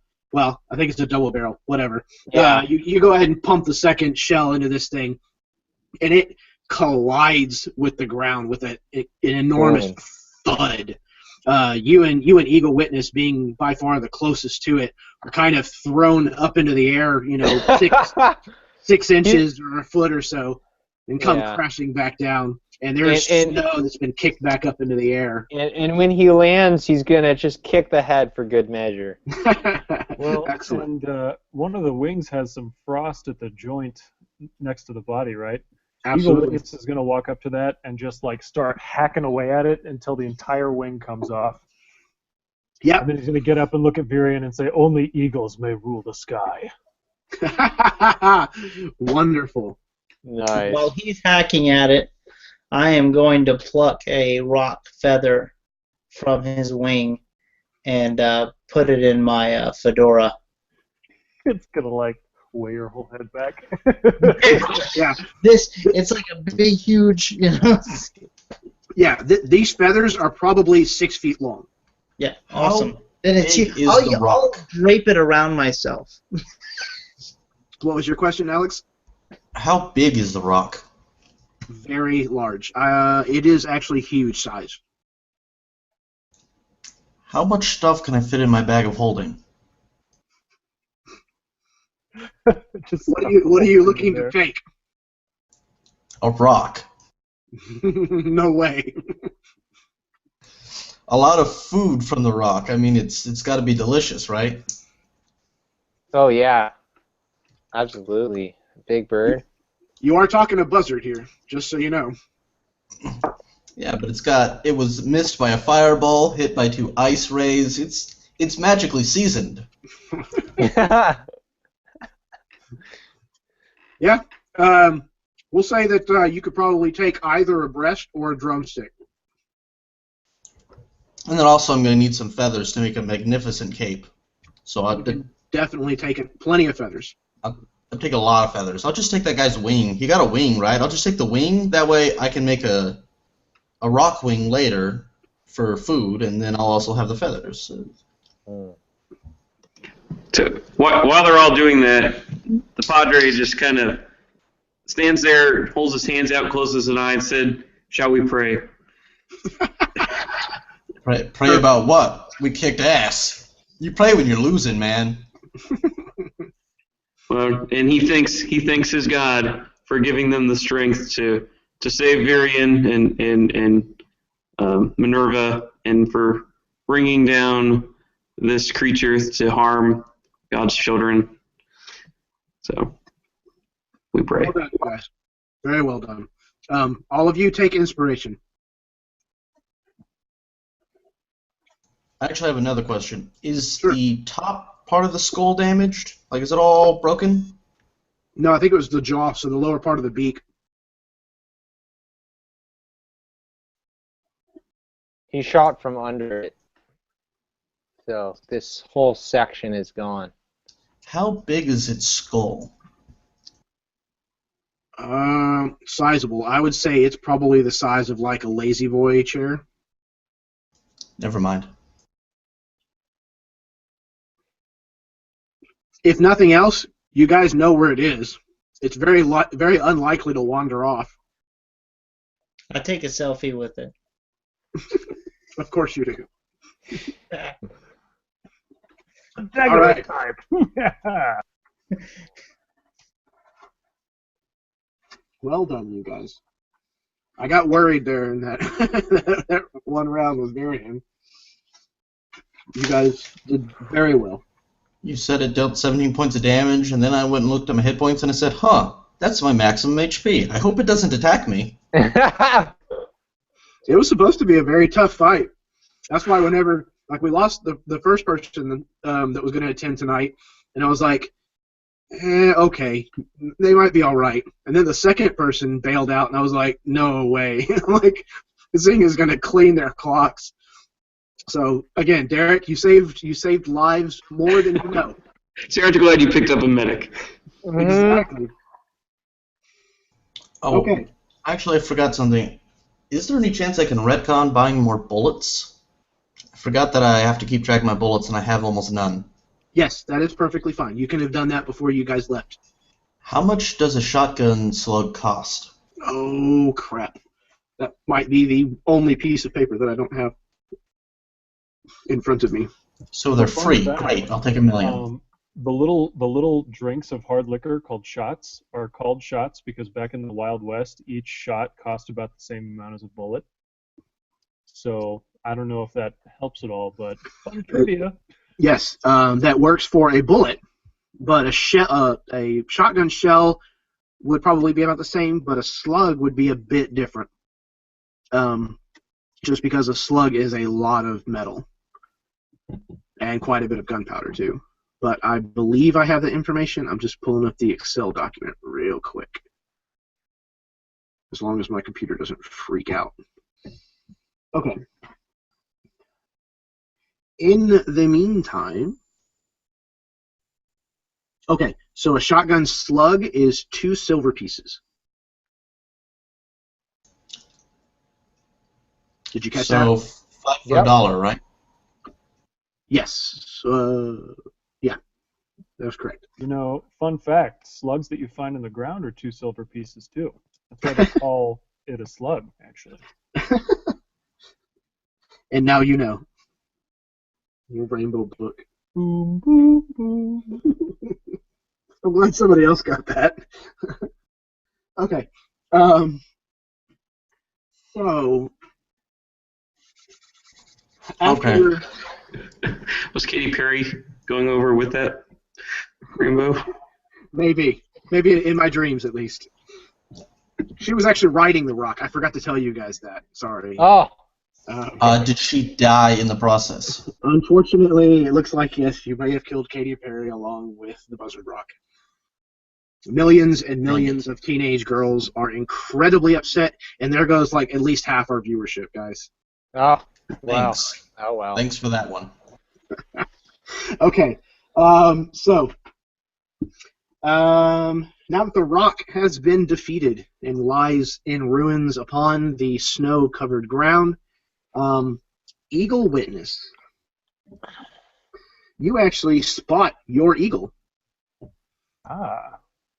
He is circling the building that Virion saw this beast leave from. Okay. So as soon as I notice the eagle doing that, I don't move towards it necessarily, but I immediately stop paying attention to anything that anyone else is doing, and I'm just staring at it. Can I make some type of check to get any more information, or does it seem pretty clear that it's guiding me toward that building? Your gut would tell you that it seems to think that you need to pay attention to whatever whatever it is circling overhead. Okay. So then, in the midst of everybody working, Eagle Witness is going to not even turn around, but just kind of like turn his head off to one side and say, "We must go to the building. It is foretold by the eagle." Yeah, whatever. Sure thing about the eagle, but there's probably magical runes there. Most runes are magical. I might find a new spell. I can play a song that will soothe all hurts there as well, but we must get out of the blizzard. It is definitely increasing with intensity. Yeah. So as soon as everybody's ready to go, I'll go ahead and start heading off over there. Or maybe I'll just go off on my own, like not far enough away, maybe get no more than 60 feet away from the rest of the group, but just very clearly be drawing people in that direction. Do you want to gather your horse up first before you head that direction? Yeah, that's a good idea. Okay. I'll get there. Okay, I have another question. Can our horses drag the rock to the place where we're... Maybe if you guys had, a bunch of tack and, extra struts and things like that, maybe. Oh, wait. Virion can cast Cure Light Wounds, or Cure Wounds, which is, I think, a D8. Is that correct? Yes. So he's got a D8 plus. Does he add his wisdom to that too? As a ranger, yes, I believe it is his wisdom. Awesome. So he's going to restore 10 health for Minerva, which means she's back at full. Good deal. And I think she's willing to help drag this rock over, if nothing else, because Minerva's also going to get a great meal too. How big is Minerva? What is her size category? She's a large creature. Yeah, this rock is a huge creature. All right. Well, she can certainly help drag. She could Pretty try. strong. She's got 15 strength. 15 strength plus large. She's probably got a pretty good drag. Okay. I'll tell you what. Yeah, I'll give you guys a shot at this. More than one of you has rope, I assume. If you have explorer packs and things like that usually comes with it. I've got some rope. Okay. So yes. Eagle Witness isn't going to help with this shenanigan. This is an inferior bird. Okay. So, do you guys want to spend the time doing that? Yeah. Okay. Excellent. All right. So, everybody who is going in on that, go ahead and roll me a strength check for your mount.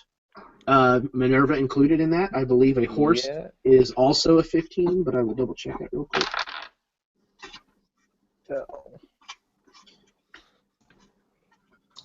Doesn't matter. My horse got it all by itself because it rolled a natural 20. It's the beefiest horse in the world. Yay. Well, everybody else just assisted that horse. Riding horse has a 16, so yeah, plus 3. So 23. But bam. Okay. Easy peasy. All right, so yeah, you guys drag this thing, and it is not pretty at all. It's over rocks and scrub bushes, and Oh no. you're having to slap your horses on the rear end to make them just go go go. It takes quite a bit of time to get to the building, but you do finally drag the thing to the ruins. You'll get it through a broken portion in the wall, so it's within the courtyard, effectively, of this place. All of you spent enough time in the cold weather. You now have 1 level of exhaustion. It is under the conditions, which I believe is Appendix A in the player's handbook. But you did manage to... If you did not stick around, like you said you potentially were not, then you do not need to worry about that level of exhaustion. If you got out of the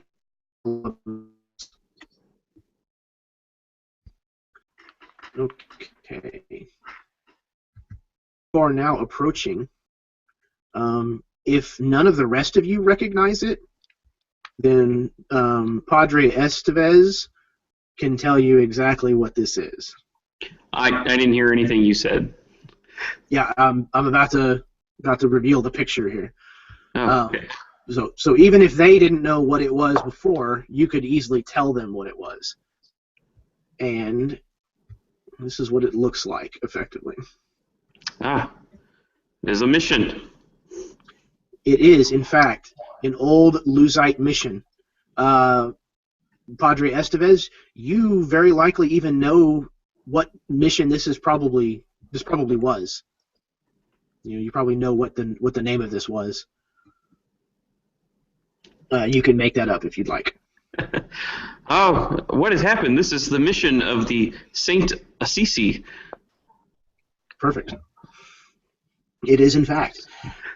So yeah, most of the buildings and stuff are in collapse and ruin.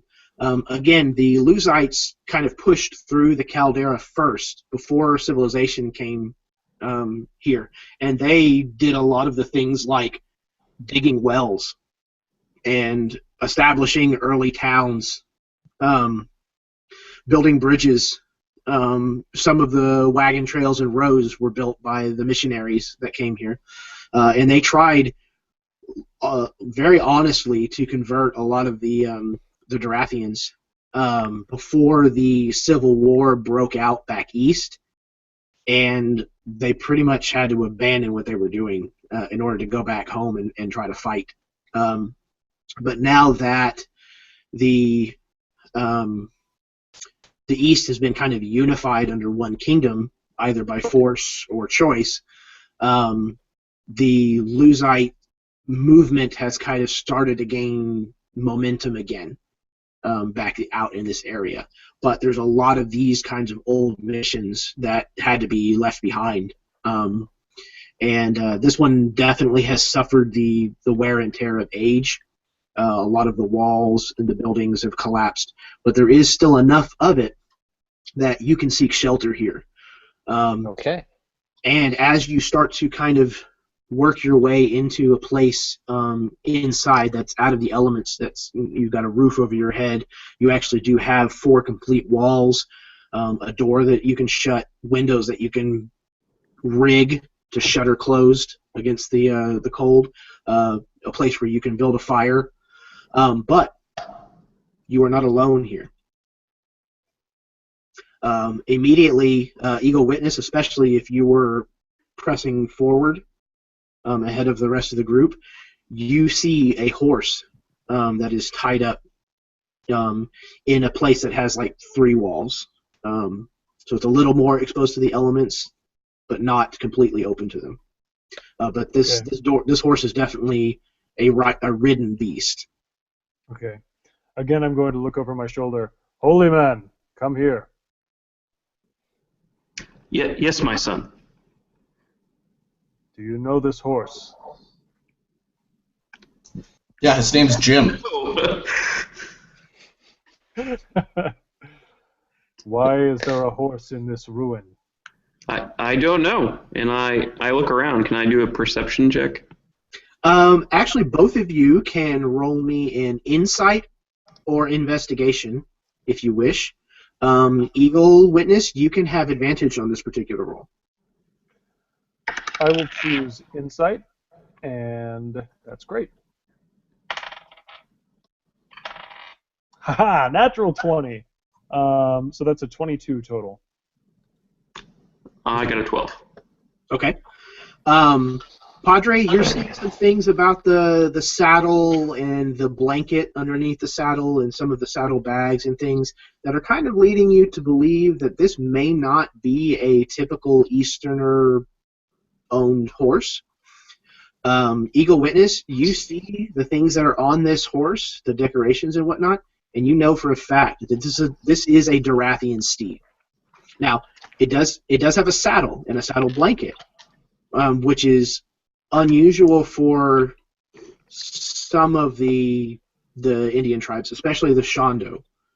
But there is no doubt in your mind that a Durathian at some point was riding this horse. Okay. So I'm going to reach up and touch the eagle talon necklace that I'm wearing that I got last time. And at the same time, I'm going to draw my hatchet, my tomahawk, and just kind of very slowly approach. And I'm looking around to see, if there are any places where a person might be hiding or anything like that. Mm-hmm. Very much so. Like I said, there is a part that is completely intact that does have a door, and it's kind of rusted and kind of somewhat askew, but it can still be open and closed. And both of you can unmistakably smell wood smoke. Can I cast guidance on Eagle Witness while he does his searching? Yes, absolutely. And Okay, so. Oh, go ahead. Well, I was just going to say, so I reach out and touch Eagle Witness's shoulder and say, search carefully, my son. Almost absentmindedly, I'm going to brush his hand off my shoulder. Draw your And weapon. just so we remember, exhaustion 1 gives us disability or disadvantage on ability checks. Okay. Thank you. Good to know. So I'm going to look back at Brother or Padre Estevez. Draw your weapon.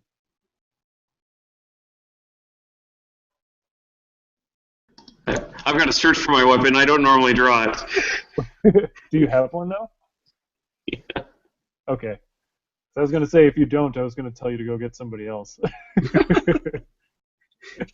Okay. So you have your weapons drawn. Okay, and then I'm going. Actually, are we within eyesight or anything of anyone else? This is kind of a small ruin, right? Yeah, it's not overly large. I would say maybe 100 feet on a long side, and that's probably including the courtyard. And yeah, they're not necessarily paying close attention to you at the moment as they're fussing with this gigantic carcass. But they're pulling the beast's body over the broken section of the wall at this moment. So they are causing an enormous amount of racket over there. Okay. And they're probably bickering with each other and all kinds of that good stuff. Yeah, I'd like to root around in the snow at my feet until I find a rock that's kind of small, and I'd like to try and throw it at one of them to get their attention. Yeah, they're like I said, there's broken walls, so there's pieces of brick and stone all over the place here, so it's easy to find. I'm just looking for something that's like the size of a finger bone or something. So Sure. Once I find it, who wants to have a rock thrown at them? Yeah, Varian will Oh boy. Well, everybody wants a rock thrown at them. It's a splitting rock! Well, Just a handful of pebbles. Yeah, I heard Iskander first, so I'm going to go ahead and throw my rock at him.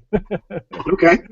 So yeah, Iskander, you're there slaving away with this metric ton Thanksgiving turkey, and all of a sudden there's a rock that pegs you in the back of the left shoulder blade. What the? Who? And I stare at Eagle Witness, and I realize it must have been him because Yeah, because I'm looking at you. he's staring at me. And I throw my hands up and go, like, what? And I go, and then I point toward the door. And then I go like this, and then like this, and then I'm going to move toward the door and kick it open and run inside. Okay. I'm gonna... Am I exhausted at this point yet? Yes, yeah, just the one level of exhaustion. Can I still run? I believe so. Yeah. I run over there to go see what he's doing. Okay. I mean, my horse doesn't need my help. When he gets close, can I whisper what's going on to him? Absolutely. There is someone else here. Okay, who? It doesn't look like it's one of the Easterners, but there's a horse here. Oh, And well, we're all pretty much together. It is a Durathian. I know it. is it one of you, Durathian, or Shondo Durathian, or... And at that point, Eagle Witness busts through the door. I will find out now. Okay. Inside, you find, indeed, this area seems to have been split into two rooms with like a wall that's partial in between the two of them. And there is a Durathian sitting on a blanket in front of a decent-sized fire. He's kind of holding his hands out over it, warming them. And he looks up as you burst into the room, and at first goes to reach for a spear that's nearby, and then stops. So he kind of like turned his head towards where the spear was, and then stopped for a second and looked back towards you, and kind of tilts his head to the side and pulls his hand away from where he was reaching from the spear. And he says, "I have been waiting for you." And this is what he looks like.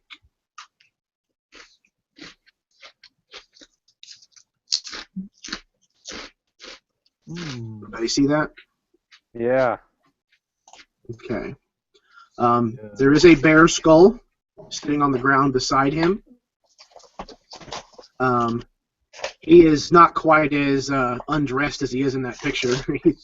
He's in the very cold elements, so he does have some furs and blankets and stuff. Important question. Does he have glowing blue eyes? No, not at the moment, at least. Okay. So, I'm gonna kind of do the like, what? You were waiting for me? For all of you. And can we actually speak in Durathian at this point? Sure. Absolutely. Cool.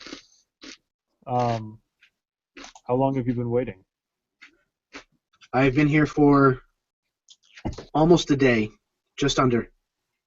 I would have set out further, but I was trapped here by a terrible beast. Yes, we killed it. Then you've done well. Hey, you two! What are you saying? Speak English! I'm going to turn around. He is waiting for us. Okay, while they're talking, I sort of give them cliff notes in common to the rest of everyone else. Oh, excellent. Yes, that's right. Nice. Okay, so then I'll just continue. Why have you been waiting for us? I was given a vision to come to this place and seek you From out. the spirit totem? Yes. I was What guided by is the your spirits. totem? I am known as Spirit Bear. No, I'm sorry, Spirit Singer is my name. Spirit Singer. And he puts his hand out onto the bear skull. And the bear skull has paint and stuff on it. Very war paint looking. It's got, feathers and beads and stuff hanging from it. And he says, "My spirit animal is a bear. Huh. My bear's name is Modo." And you want us to speak to you? I am not sure why I was told to seek you out, but I was told to seek you out, and seek you out I have. So please, come, sit by my fire, get warm. Come out of the snow. Hey, speaking of being trapped by a rock, wait, does he speak? Does he understand what I'm saying? Yes, white man, I understand you. Great. Do you want to eat some delicious bird that trapped you here? Because we're bringing it on over. It's going to be great. If you would not be offended in me sharing in your kill, then I would No. gladly take part. There's no way we could possibly eat all of this month. I will share with you my shelter and my fire, and you will share with me my meat. You will share with me your meat. This will be a good trade. Smashing. You want to help us drag it over here? At this point, you guys have finished getting it within the wall. Oh, great. You want to help me cut it up? Certainly. It would be my Great. I'm pleasure. going to just sit by your fire. I might lay down. I'm going to lay down next to your fire. It must have been hard work getting that here. Yeah, it was hard. I watched a horse drag it. It's just really cold. It is cold, and I am afraid that it will only get colder. We may be here a while. Okay. Go ahead. I want to make some type of check against this guy. Maybe like would insight be appropriate? Insight? Sure. I want to figure out what this guy's all about. Like, if it seems like he's genuinely here because he doesn't know why, but he was told in a vision, or Okay. what the deal is. And you get to add a D4 to your check. Well, that is... Did you bless me? I use guidance on you. That's right. Okay. So my D20 was a 1. My D4 was a 2. So I got a 5. Excellent. Man, this guy is the straight dope. Like, he's got a hotline to the netherworld, and you're totally with what he's saying. Okay. All right. What about a 15? What does that get? This is an insight as well? Yeah. Okay. You don't know a whole lot about Durathians and things like that, and especially whenever it comes to magic, your outlook on magic versus Durathian outlook on magic is diametrically opposed to one another. So you're hearing a lot of what your character likely considers heebie-jeebie, mumbo-jumbo type stuff. But he seems to be in line with all the other heebie-jeebie, mumbo-jumbo speakers you've come across. Great. I'm also going to cast Detect Magic on the whole room. See what kind of magic setup's in this room. Okay. More specifically, I want to know if the bear skull is magical or not. It definitely has a faint bluish glow to it, which you would probably know is not unusual for caster types that have a spirit animal. A lot of times they have some kind of totem, some kind of physical totem that's tied to their spirit animal, and a lot of times it does have a faint aura about it.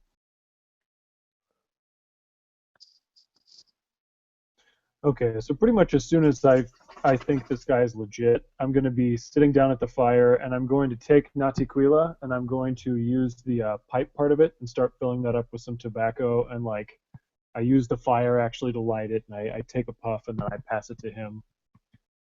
Excellent. He nods approvingly, and when you hand him the peace pipe, he actually holds it at arm length, kind of at an angle so that he can use the firelight to get a better look at it. And he nods very approvingly. He says, "This is a beautiful pipe," and then he'll take his turn with it as well. And then he passes it to Padre Estevez. I politely take a puff, but I do not inhale. You do have presidential concerns to worry about. And I pass it on to the sheriff. Excellent. I noticed that the Padre doesn't inhale. I say, Padre, with pipe tobacco, you don't have to inhale. And I'll take 2 or 3 hits. And I'll pass it on. Okay. So you guys, those of you who are wishing to partake, will sit around and pass the peace pipe. He will, after a fashion, go out to help carve pieces of the rock off to bring back inside to cook over the fire, as well as, I would imagine somebody from the group might help gather some more, decently weathered wood from the area to burn in the fire, make it a little bit bigger for cooking. There are more of you, so also to put off more heat, more light. You all discover that he is from the Nukahete tribe, which is not a particularly violent or vicious tribe. His name is Spirit Singer. He is a shaman, he tells you, for his tribe. And again, he isn't entirely.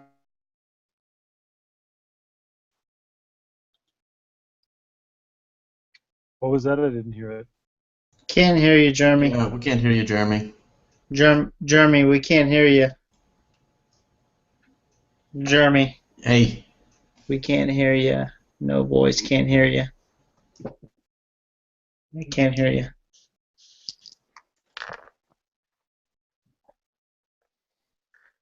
Oh, sweet. Anybody know a good joke? What did the fish say when it swam into a wall? Damn. You know that one. Great. Now we can say whatever we want and we won't get in trouble. I know. I guess he couldn't hear us either. Yeah, that's weird. Maybe he is. Yeah. He's muted now. Is he back?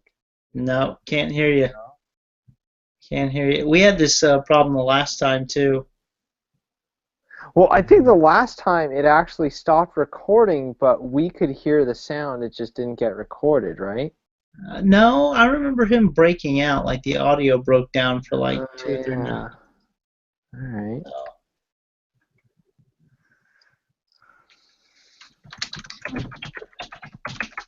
Think we can take a quick bathroom break? Yeah, we could take our little break right now. Our broadcast break. Yeah, we should probably take a broadcast break. Since it's about halfway through anyways.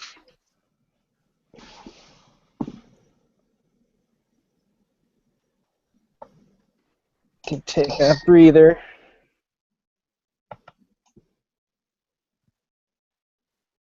Sounds like a good idea.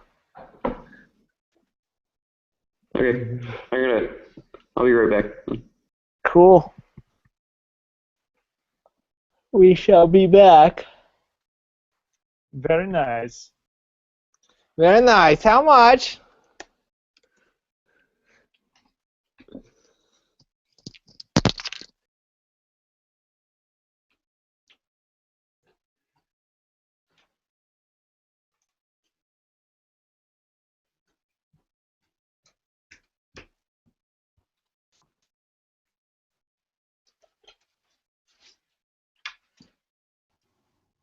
Testing. Can anybody hear me? Nobody's there right now.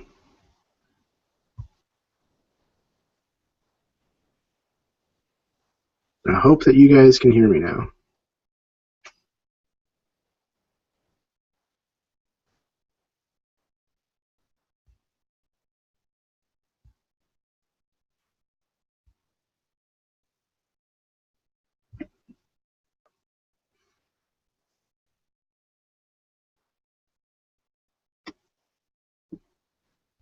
Can you hear me, Eli? Sure can, yeah. Good deal. Cool. I'm gonna run to the bathroom. I'll be back. Yeah, sure. Thank you.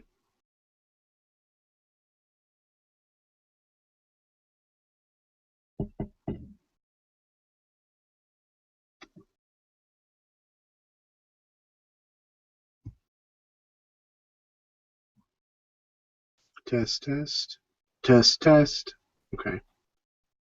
Hopefully that's still working.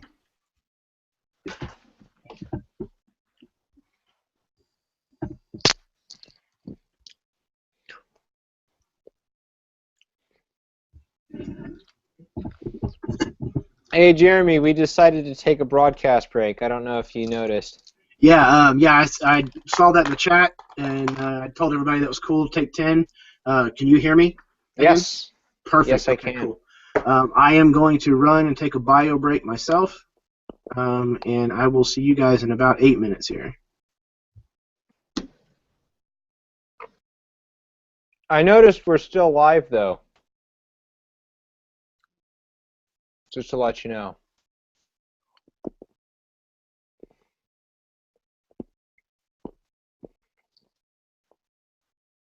Oh. Well, this is an opportunity. Mm-hmm.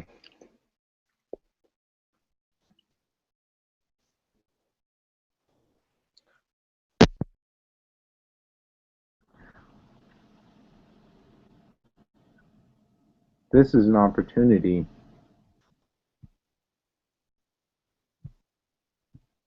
Eli, Yes. have you ever heard of a group called Ailstorm? Ailstorm? Ailstorm. No. They're a Irish heavy metal band, and they make pirate songs. Awesome. I know. They have this song called Drink. And I was going to play this over the broadcast. but let's see if I can find it here. It's pretty good. Yeah. No. There we go. This is their song. It's quite a bit.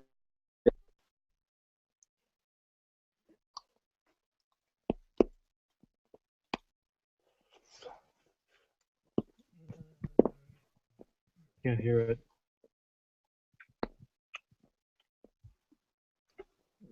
Okay. Yeah.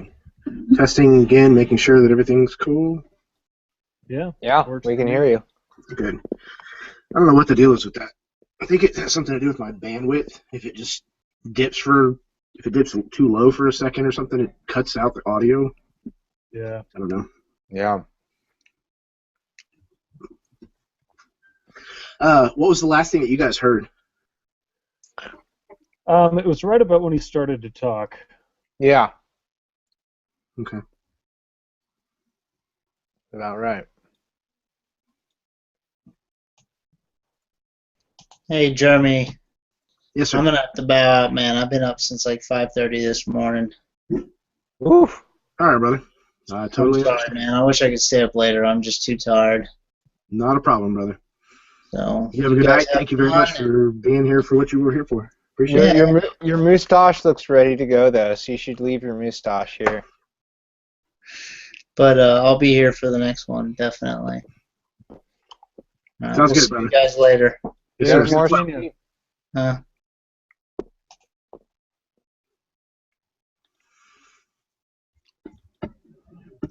I was telling Eli about Ailstorm, a heavy metal band that sings about pirates.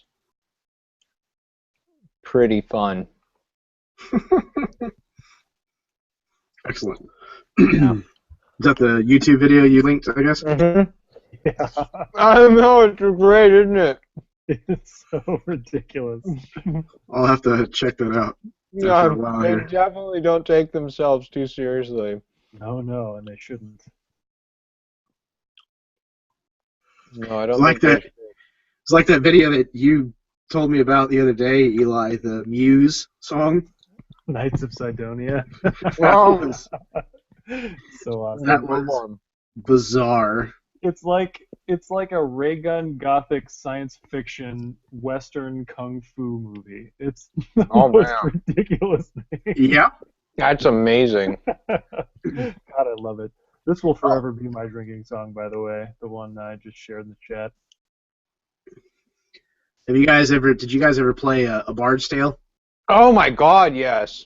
The drinking song from that That's a good one. is phenomenal. It's about the invention of beer. Right. It is fantastic. It's really good. Trying to see if I can't remember. It's a long time ago, way back in history, when all there was to drink was nothing but cups of tea. There was a man by the name of Charlie Mops. He came along, invented a drink, and he made it out of hops. 1, 2, 3, 4. Beer, beer, beer, tiddly beer, beer, beer. It's very much a tavern drinking song. Oh, That's yeah. awesome. In I'm fact, so sad that people don't sing in taverns anymore. Like, I would absolutely start a tavern song anytime.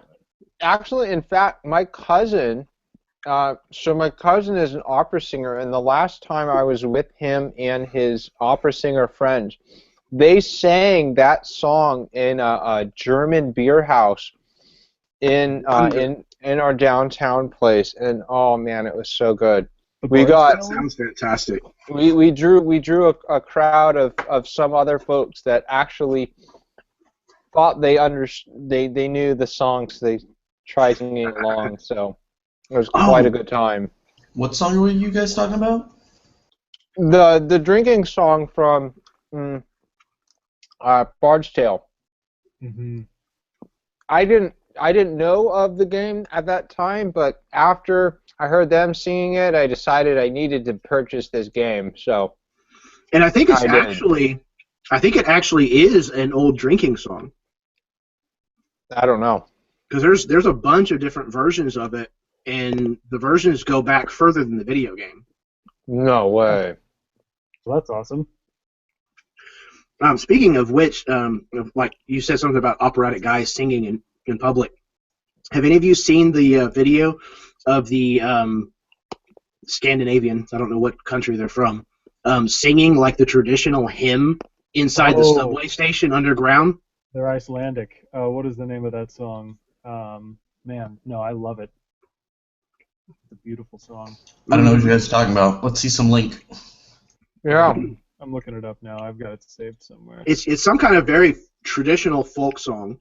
Like, the people that stopped and listened weren't singing along, but you could tell that they all knew the song. That's awesome. It was some kind of religious hymn or something like that. I looked up the lyrics, and it's kind of like a creation song. It describes. Yeah, it describes creation. And it's like, I don't know, like 6, 8 guys, something like that, maybe. Nice. Erstithir is the name of the band, and the song they're a band. Yeah, they do a lot of other stuff, but this is one of them. Hold on. Yeah, it looks like they were literally just like either passing through the station or just decided, hey, the acoustics here are great. Let's just do this thing here. Wow. Like a 5-person flash mob or something. Yeah, and their harmony is just, it's haunting, literally haunting. Here's to me. Video. There you go.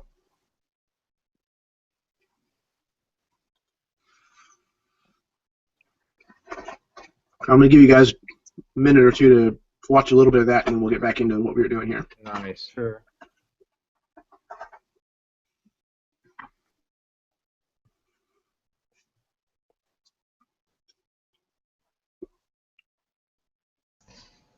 Oh man, this is dope. Yeah, this is cool.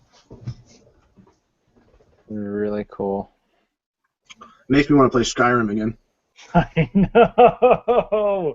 I haven't been able to play Skyrim since my 360 died, like 2 or 3 years ago.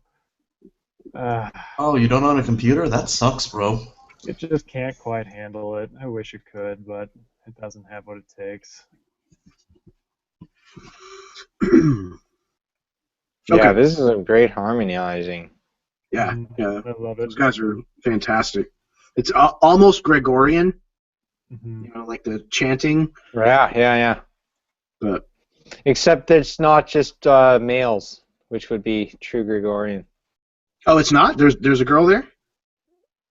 I don't think there was in that group. Oh, no, you're right. Not in the video that I was No. thinking of that I can recall. There are women present, but I don't think any that are singing with them. Mhm. It's certainly the same style. Okay. So, Sure, there's I don't. something important you need to know, though. Yes. Prestidigitation allows me to flavor food, so Excellent. it's going to be delicious. It will Awesome. be delicious.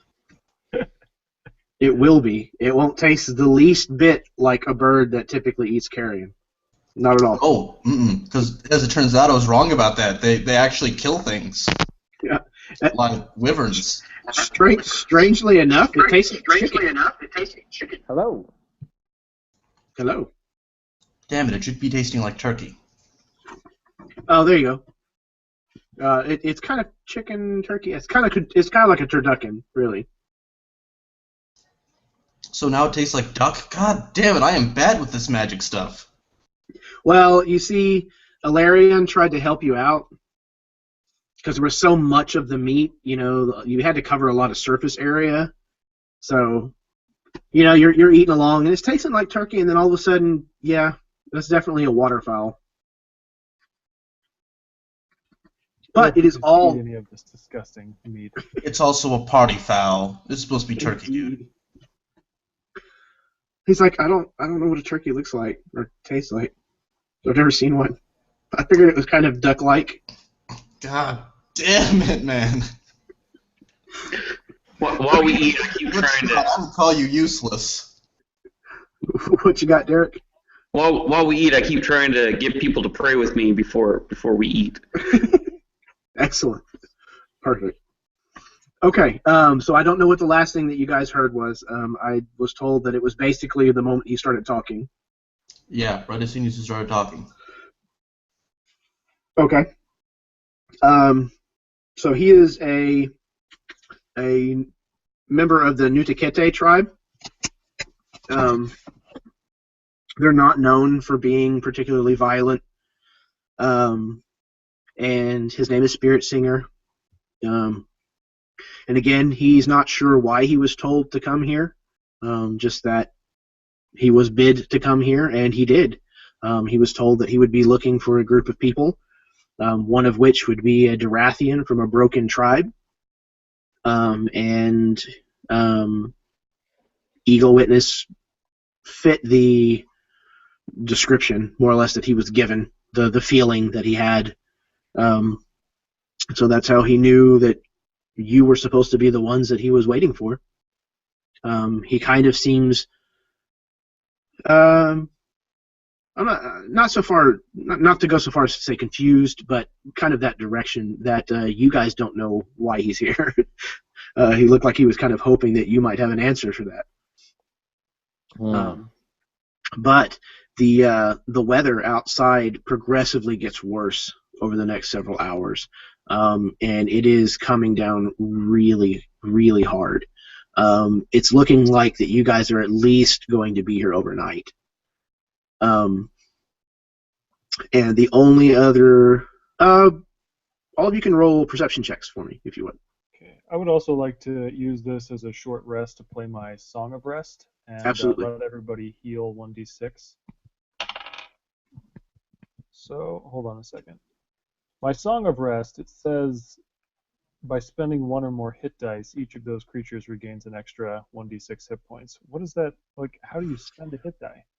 During short rest, you can spend one of your hit dice as healing. So you guys are third level. Oh. So you get that many dice, 3, of whatever class hit die you have, per long rest that you can use during short rests to heal. Gotcha. But whenever you do a long rest, you only get half of them back, I believe. Half of what you spent. You get half of your levels worth. Half of your levels worth. There you go. I don't know if it's rounded up or down, but you get half your levels worth. Round up.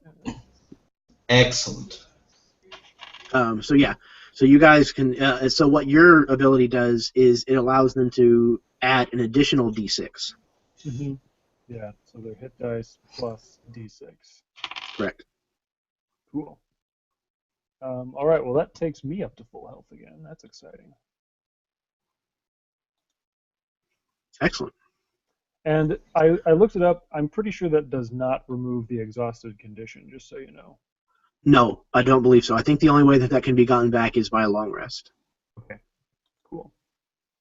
Which you guys will also be doing, unless you just decide to say screw it and go out anyways. No, let's definitely not do that. Yeah, I'm good. Okay. How far away is the other building? Which other building? You said there was a second building. There are a couple of other buildings, most of which are completely collapsed. The building that you are in is definitely the largest, and is why it's still standing. The room that you're in is divided more or less in half by a partial wall, and you guys are kind of occupying one part of it, and the other part of it looks like that's kind of where he had put most of his gear that he wasn't immediately using. So I would imagine that you guys probably followed suit so that there's enough room for you to all sit around the fire in the other room. And then your mounts are tied up in a third area that has 3 walls to it and part of the roof. So it is exposed to the elements, but nowhere near as much as where you guys are. Okay, I got perceptions from Estevez and from Iskander. Okay, another question. Sure. Is there like a basement or a cellar that we can get to from this room? Quite possibly. Maybe. Okay, because I'm going to take a good look around for that. That's exactly what you guys are currently rolling for. Oh, well then that's what I do. Chris, would you like to try a perception or no? Yeah, I think for the most part, Virion is more interested in pursuing the look around the area and making sure that they're not going to get ambushed by someone else. So he's going to take his rest and he's going to disinterestedly just watch around outside and make sure that we're not taken by surprise. Okay, so go ahead and give me a perception roll. Sure. And again, there are windows in this area. They had been kind of rigged to be shuttered closed, but you guys could easily, if you posted like a watch, at one of the windows, you can easily move the shutter enough to be able to look out. Yeah, I think he's just going to fly with Minerva since she's healthy enough. Well, the blizzard is coming down outside. Oh, right. Well, then he's just got a 16 on his perception check. Okay. Okay. So you are going to go ahead and stay inside then? Yeah, he's going to stay inside, and he's just kind of he's just gonna take a watch out. He's not really interested in looking for other things right now. Okay. So we'll take this in order here. Iskander, you have been looking around, and you've noticed that above you is where the bell tower used to be. It is partially collapsed, but has enough intact that you can see that it looks like the buzzard had built its nest up there. And you can see that the mission bell is missing, as well as some of the stones that formed, the upper arch of the tip top of the cathedral type thing. But there's no doubt in your mind that is the buzzard's nest. There are sticks shoved in every which way, and it's definitely kind of bowl-shaped, sticking out on the sides. Excellent. Varian, you noticed the same thing, but in addition, you actually see amongst the sticks of the nest, you are probably 90% certain that you see a bone. Sure. If he can't get up there, is Minerva tall enough maybe to grab it with her mouth? It would take some doing, but if you'd like to get her to get it, she could probably fetch it for you. Yeah, he'll do that. I'll have her grab the bone. Okay. She heads up there and pulls it. You can tell that it looks like it was attached to something still. And she kind of has to rend it free. And then she brings you what looks like a, pardon me if I don't get this right, but a ulna, radius and ulna. The forearm bones. Arm bone? Arm bone. Yes, a forearm bone. The two-part. And it is definitely humanoid. Okay. I begin to cast a spell. Okay. Yeah. It's going to take me a full minute because it's a ritual. So I believe, yeah, the ulna is correct. The radius, I think, is on top. Okay. So, in addition to this, while this is going on, the other two of you, Eli. Radius. Okay. Eagle Witness. You did discover what is an entrance into a very well hidden basement. Wouldn't go so far as to say secret, but basically the entrance is on the outside of the building. It's a cellar entrance style thing, and there was enough collapsed rubble and stuff around it and on top of it and snow that it was pretty well hidden. But you managed to spot that. Padre Estevez, you also managed to spot it, and furthermore, you would know, just based on traditional Luzite practices, that is likely a storage cellar for possibly wine. It would be even more secluded and safe than it is where you are currently, other than just being trickier to have a fire down there. Okay. So I say, my sons, I believe this is the direction to the wine cellar. Varian suddenly decides that he's very interested in this whole place, and he says, "Yes, I think it is time for drink." I think Clint would probably say the same thing if he were here. I'm guessing, based on the state of affairs here, that we might be going into a vinegar cellar. Be aware.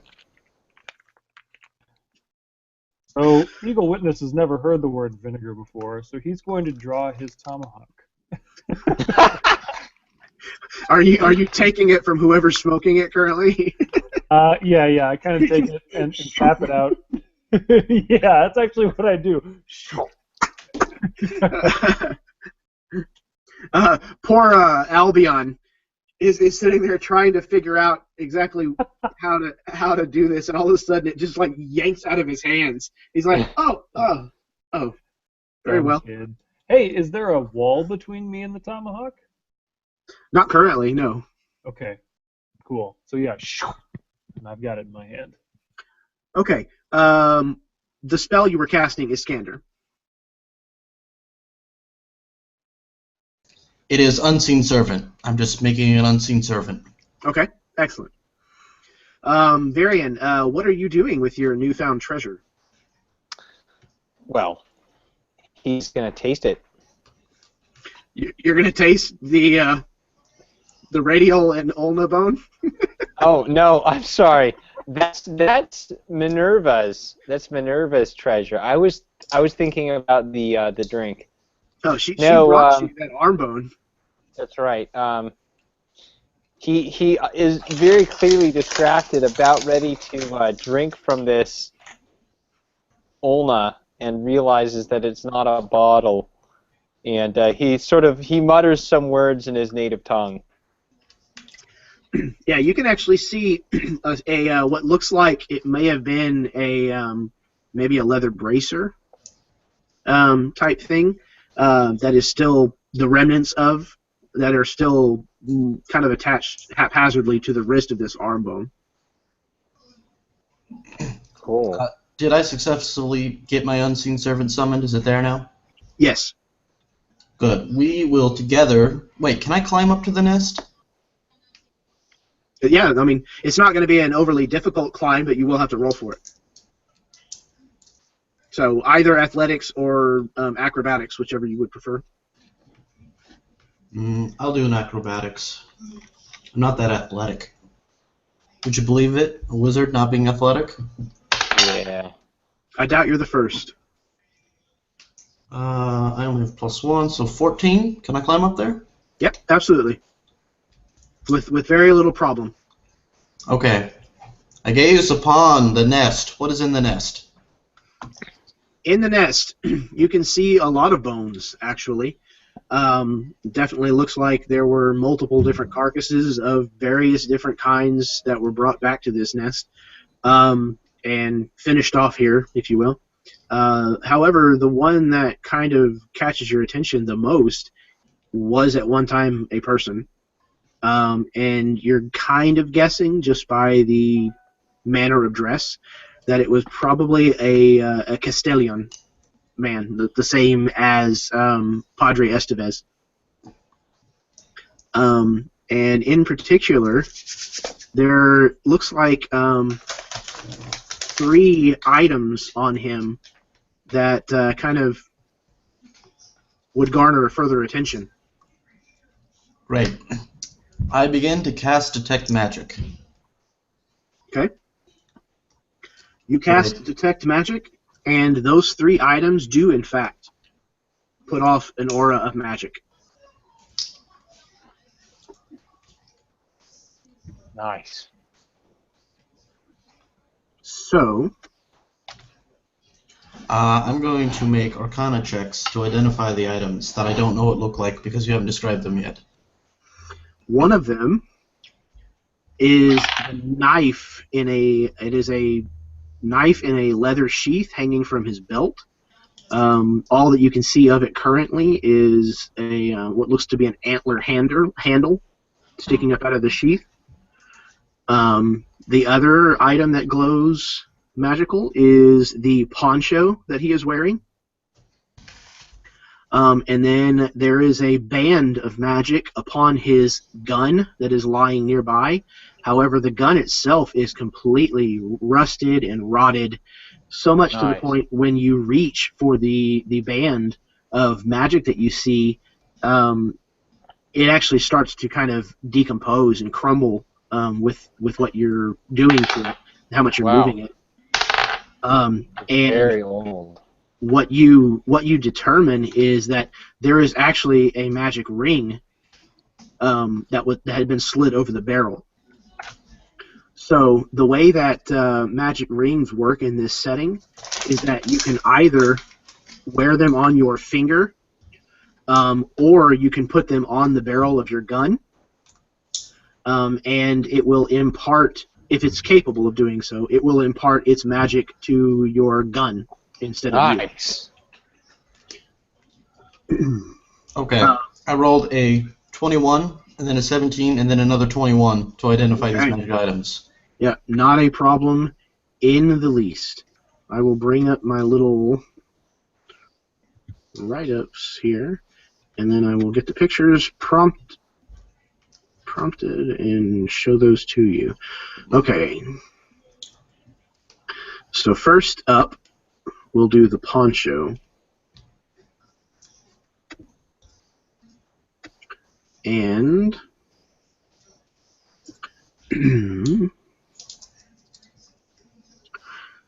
so the poncho is called Madera la Este.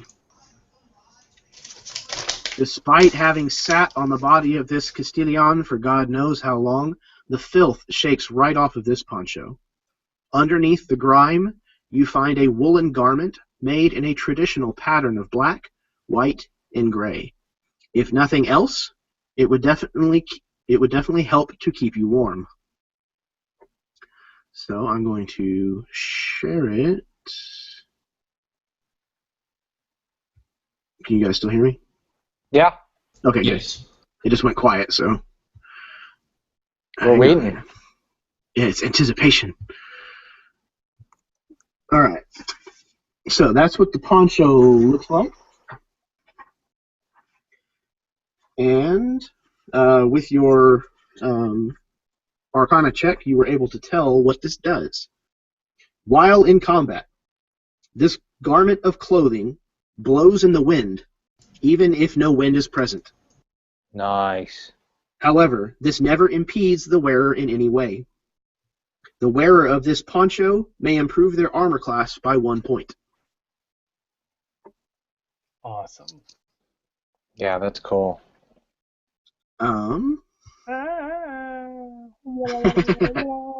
Real alpaca for. Does it give me any circumstance bonus to being handsome and dashing? Madera la Esta actually translates roughly into Eastwood. Awesome. Okay, I so didn't catch that. Could you repeat that? Madera la Esta translates roughly to Eastwood. Oh, nice.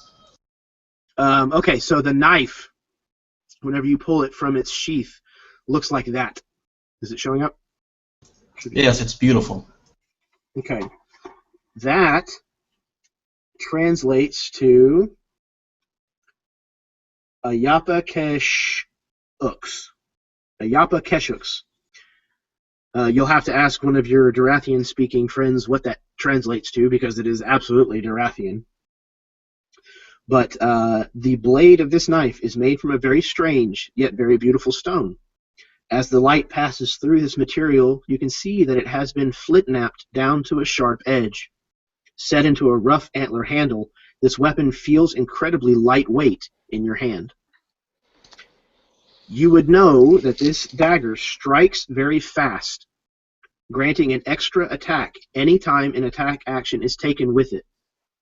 This secondary attack does not count towards a character's usual number of attacks. Nice. In addition, upon command, the dagger can glow with the light of the full moon, illuminating things in a 30-foot radius.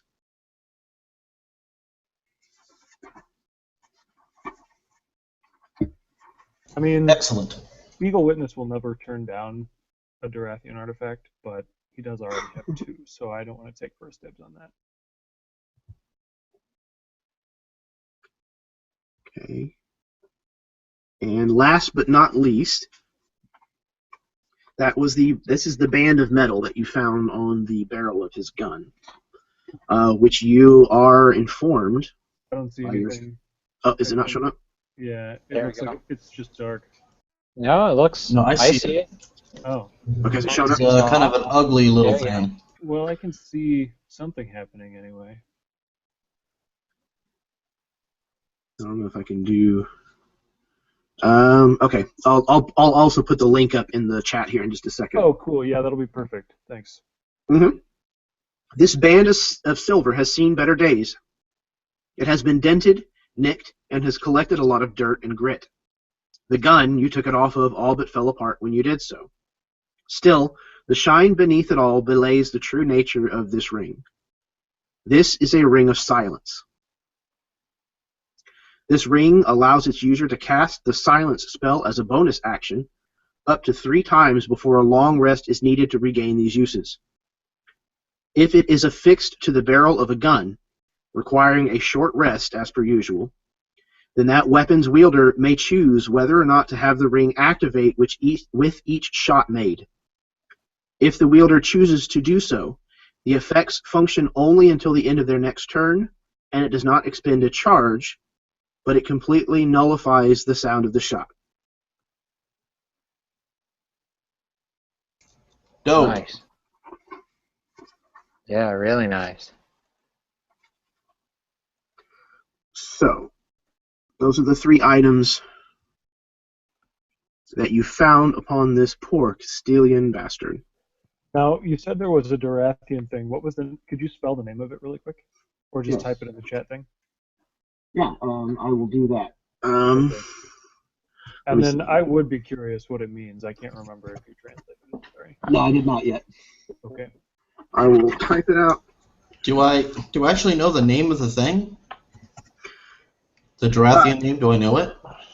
You know that you know it by its Durathian name only right now. If So- I cast comprehend languages, will I know what it means in English? Yeah, absolutely. I'm cool with that. I cast all of my ritual spells. Okay. So I will put this up here for you guys and let you give the audience the big reveal.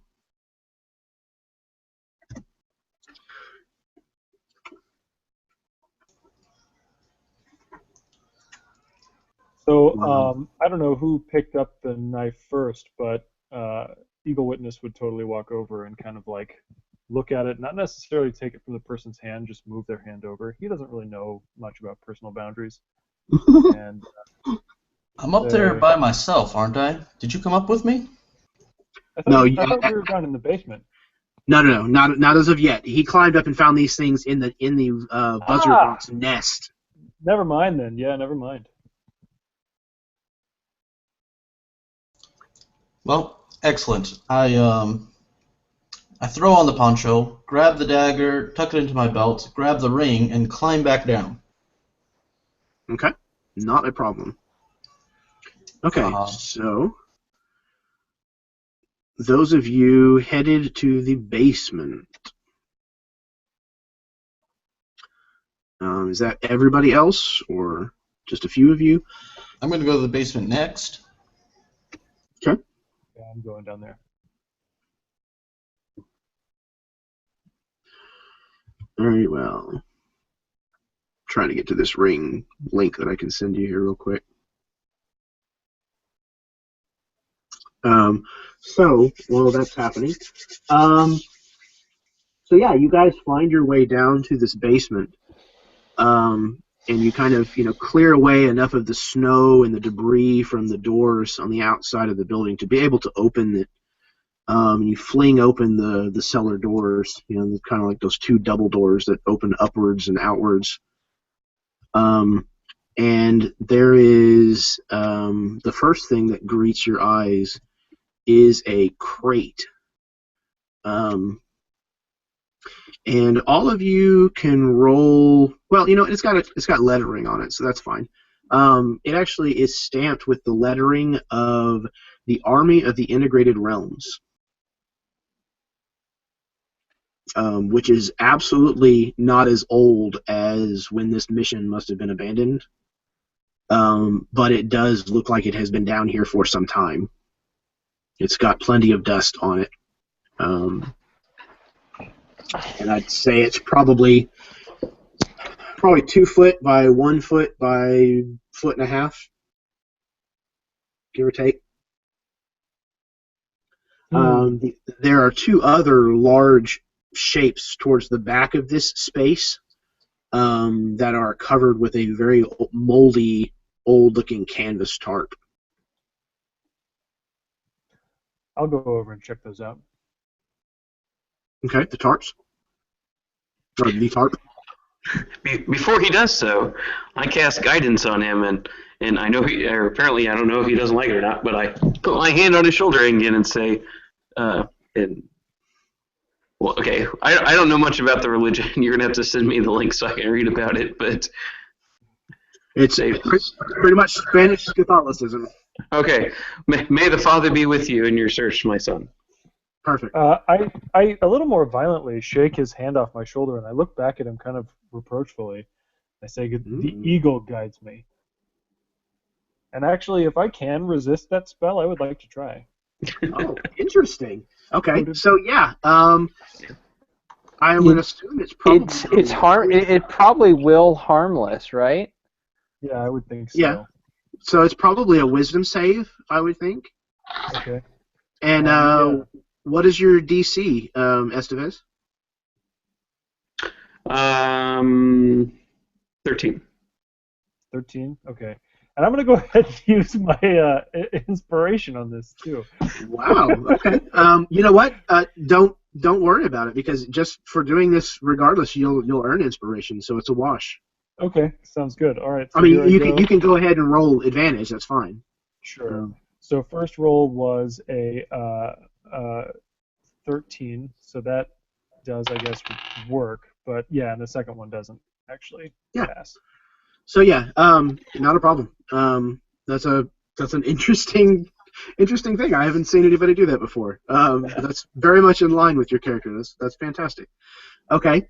So yeah, you shrug off his attempts to help you. Him and his god are not welcome apparently. Not for now, anyway. Until it becomes healing, then we'll talk. But okay, so yeah, you make your way over to the canvas tarp. Can I tell if like the divine, like he's able to shake off? Yeah, we'll say there might not be any kind of visual clue, but we'll say just something in your gut, tells you that it just didn't take. Okay, then I make the sign of the cross and say may the Father's guidance help me. You would also know that there are a lot of Luzites, obviously not the ones that performed mission work here, but there are a lot of Luzites that actually believe what happened to the ancient Durathians was deserved because of their innate use of magic being sinful.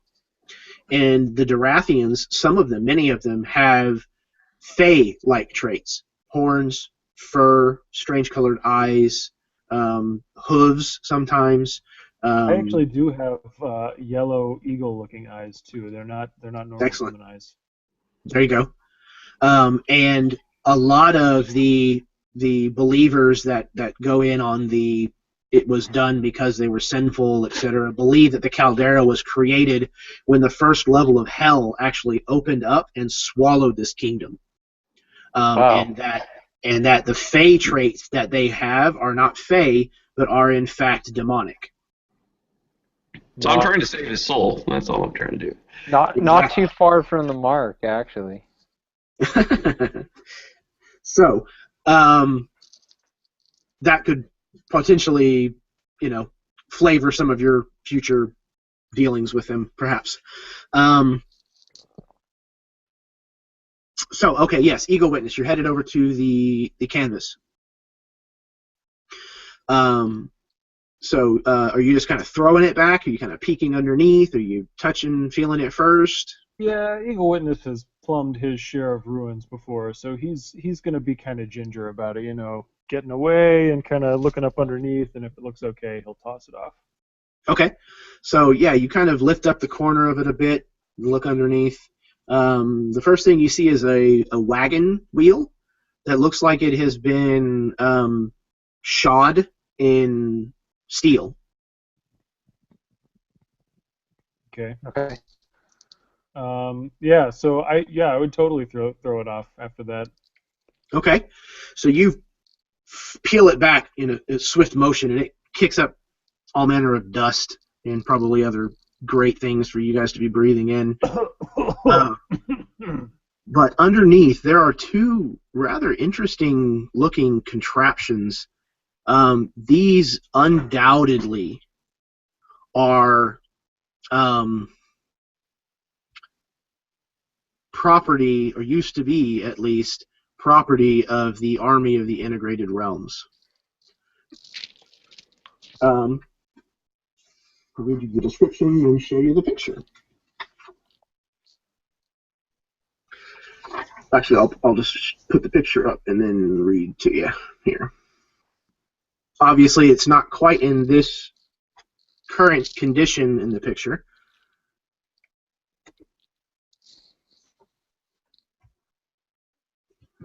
This gives you the idea, at least. While not technically an item imbued with magic, this piece of military-grade equipment might as well be. Just as deadly, and probably every bit as illegal to be in possession of, this property of the Integrated Realms Army is a horse-drawn chariot. It is low to the ground and solidly built. The most impressive feature, however, is the rear-mounted Edmund Donovan chain gun set on a tripod. Wow. There are two of those. 2 of those Um, wagons or 2 of those guns? 2 of those wagons with gun on each. Okay, so the full set. There are 2 That's- full sets of these. That is correct. Now the difference is that these are crank style chain guns, so they're significantly less modern looking than the one that's in the picture. Yeah, good old Pathfinder. Yeah, and that these can be drawn by 2 horses abreast instead of 3, like they are in the picture. Dang. Well, as soon as I realize what they are, I would touch my necklace and say, Sutapa. Just kind of under my breath. And under my breath, I say, the Father has provided. Indeed. Yes. All right, Jeremy, this is probably my bad, but I don't remember who the integrated realms are. Is that us? No, that is very much the East. Well, I mean, I guess technically, yes, it would be you as far as you're concerned. It is definitely what the East refers to themselves as. After the civil war that happened between Castilia and I completely forgot the name of the English equivalent, but also Varians people, all of those were separate kingdoms, and there was a war that erupted between all of them. And it came out in the end with the English analog on top, and they united everyone into the integrated realms. So it's Fantastic. the United States analog.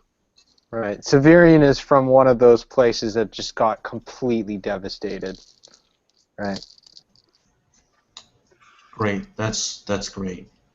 So I'm going to say that I walk down just in time after he's thrown it off. I look at the things and I say, sweet, bountiful, your God and your God, look at the stuff we have here. Oh, the toys.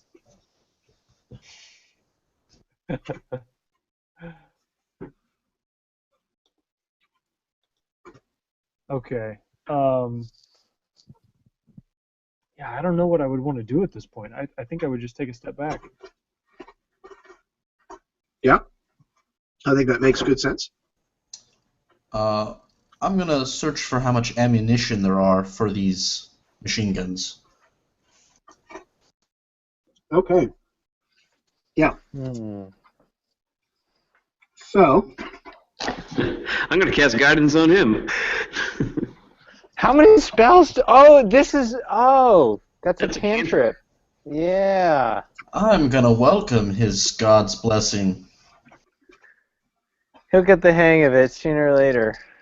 Or our God? I don't know. Am I religious?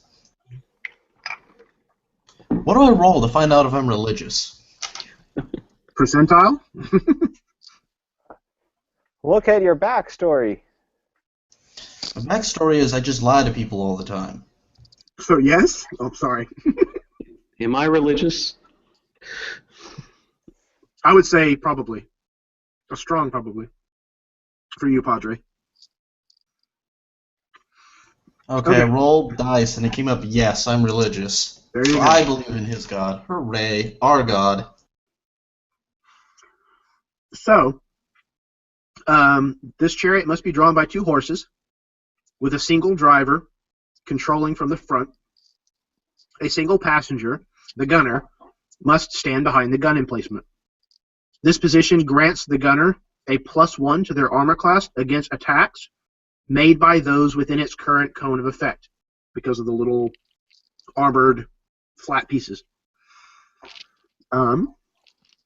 The gun can swivel up to 180 degrees, and it fires in a 100-foot cone. Wow.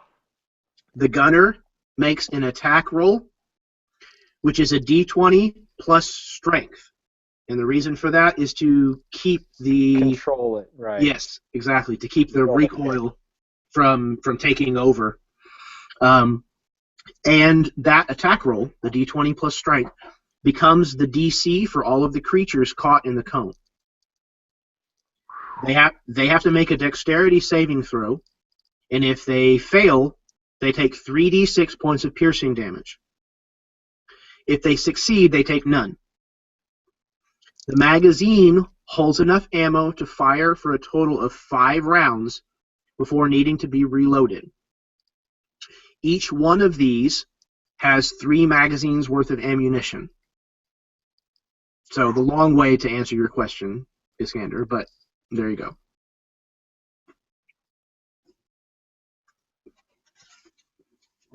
And to clarify, none of you qualify to add perception, or not perception, your proficiency bonus to those attacks, because none of you have like soldier as your background or anything like that. Right. And this is definitely heavy artillery to where it would require specific training to be able to use this properly. That makes sense. I'll search for more ammunition anyways. I'm just going to look around, see if there's more even though you said there's not, I'm going to look really hard. Well, there is still that box marked Integrated Realms that nobody has done anything with yet. I tell my unseen servant to open it. Okay. He starts working on it. Luckily, the wood is not in the best condition, and manages to break it open, tear it open, what have you. Sadly, it is not full of ammo. It is, however, full of bottles of whiskey. Very good. Even better. Only by a little bit. Viren's gonna take a bottle and he's gonna use the bottle on the rest of his wounds and some of Minerva's. Fair enough. I'm going to inspect it to see the quality of whiskey. He doesn't care. There are 6 bottles in total in this crate. And this is what they look like. And these are a brand of whiskey that most of you recognize. Is it good? Yes. This is a brand of whiskey called Caved In whiskey. The Caved In Inn is actually a dwarven-run establishment out of Split Rock, which is far to the east from you guys, and is kind of famous for this whiskey, so much so that it's probably one of the only recognized brands, per se, that has some fairly wide distribution within the Caldera. Excellent. Before Varian can pour it on himself, I yell, "Stop! Don't do that!" Varian goes, "Is it going to explode?" No, it's just really delicious. Very good. So instead, he takes a drink of it first, says, "Yes, this is very good," and then he puts it on his wounds. Fair enough. It burns like hellfire whenever you pour it on your wounds. Very good. But to be fair, it burned like hellfire when you poured it down your gullet. Even better. Yeah, so it's kind of one of those things where you're like, glug, glug, glug. Smooth. Yeah.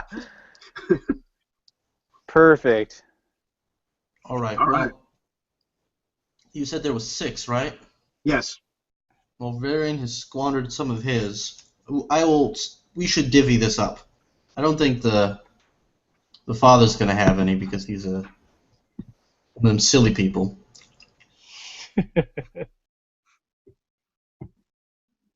I'm a silly person. You with your I can't do these really great things because they'll make me happy and I have to be miserable to channel the power of my god. Hey, he did partake in the tobacco smoking earlier. Kind of? Kind of. He didn't inhale, to be clear. So maybe he could drink without swallowing? It's medicinal. There you go. I've got a We're all license. exhausted. Well, then I will offer one to him as I pass them out. Does he take it? Does he want it? Yeah. Thank you, my son. Okay, so yeah, the 4 of you, each of you has a bottle if you so wish it. And then the other two you can choose to do with as you see fit amongst the group, I guess. Well, we'll give one to the sheriff. There you go. That is true. He is with you. So yeah. And then So that just leaves one that is unclaimed. the last one I'll give to that badass elf who just blew the shit out of a rock. Fair enough. Absolutely. You can have a point of inspiration. He needs to develop his taste buds. Yeah. Yeah. Absolutely. Yeah, he'll be doing that for a little while. Alternating between whiskey and vomit. He'll just kind of eventually just kind of wear them down. I think I need to start using my inspiration. I now have 5 inspiration. Yeah, you definitely should. Okay. We can have more than one inspiration. I thought the rules were you can only have one. That is the way that the rules work according to the book, but that's horseshit. And I don't do that. Well, then I'll try to do more things to get inspiration. I had one. I gave up on it. Because they are really more like guidelines anyways. Rule 0, my bud. My body. Your body, yes. My body. Ugh, I wish I knew how to talk. I've had too much alcohol. It happens. It's the end of the week. It's a good time for it. Exactly. You don't blame me too much. Go over to Eagle Witness, and I pull out this dagger, and I say, found a dagger that glows in the dark. It's pretty neat, right? I kind of hold it up. Ayape Kishuks, deer of the moon. I know of this dagger. Yeah, I'm going to use it so that I can write in the middle of the night. I'm just going to turn it on and write my notes when it's dark. You Easterners have strange ways of using the artifacts of my people. Your people have strange artifacts that we use in the most obvious ways. It glows. I'm going to use it to see in the dark. Come on. There is wisdom in this. Very well. Now, who wants to have a gun that doesn't make noise when it shoots? Yeah, oh man, I'm sure Cadwin would like this. Well, Alas, I have no gun. Well, Cadwin could have it if he helped us kill the rock, but he didn't. Sure. I will point out that the ring does not have to be used on a gun. Yeah, but I didn't tell them that. Well, that part would be pretty well public knowledge.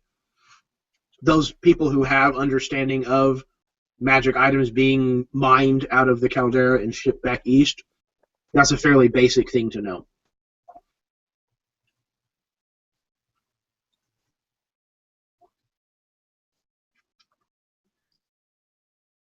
Hello? Yeah. You guys still hear me? Yeah. Yeah. Okay, So cool. if nobody wants it, I'm just going to shove it on my shotgun. Actually, that'd be kind of cool, a silent shotgun. Yeah, actually, go ahead. Excellent. Oh, also, Varian, trade me boots. Varian gives him a look askance. I am not without the understanding. Okay, I'll explain it to you simply. Take off your boots and give them to me, and then I'll give you the boots I'm wearing because I don't want them anymore. Yes, but my boots, they have smell of my feet on them. Why you want the smell of my feet on your shoes? I'm a wizard. They won't smell bad once I have them. You know the coolest thing about being a wizard? Never wasting time showering. You just go, prestidigitation. I smell great. That's nasty. All right. So, Varian, are you willing to swap sweaty footwear? I still don't think he understands the significance of this gesture. Is this custom in your country? Nope. It's just something that we're going to do. Why? I don't ask you about what you're doing with everything you do. Just take off your boots and give them to me. No. Okay, I was gonna give you some magic boots that help you make Minerva like you better, but whatever, fine, I'll keep them. I guess Minerva will be my friend. Tyrion's so nervous about it. He is, because he doesn't understand, right? If you explain why, maybe I say yes. No, Virion, it's fine. They're just magic boots that I thought you would like. That, They're magic boots. They make you better at riding, and I figured, you ride a lot. Well, see, this is very good reason. No, it's okay. You don't want to. It's fine. I'll just keep them. He concernedly says, maybe your boots smell better than mine. This is acceptable. Okay, here. And I take off my boots and I throw them at him. He kind of sniffs at them and he goes, yes, these smell much better than my boots. He decides to he exchanges them with what probably these boots have probably never been washed in their miserable lives. That's cool. You've got snow and a fire. You can kind of wash them. Kind of. Prestidigitation. I remove all the filth from them. There you go. That works too. And Alex has been kind enough to post up the write-up for the other boots that he took from the body of Edgar Murphy. Yeah. Born in the Saddle. And there it is over Nice. there. Proficiency bonus is doubled for any ability check. Nice. Okay, cool. The ability check made while riding an animal, specifically. Right. So that goes for actual animal handling to do maneuvers and things like that.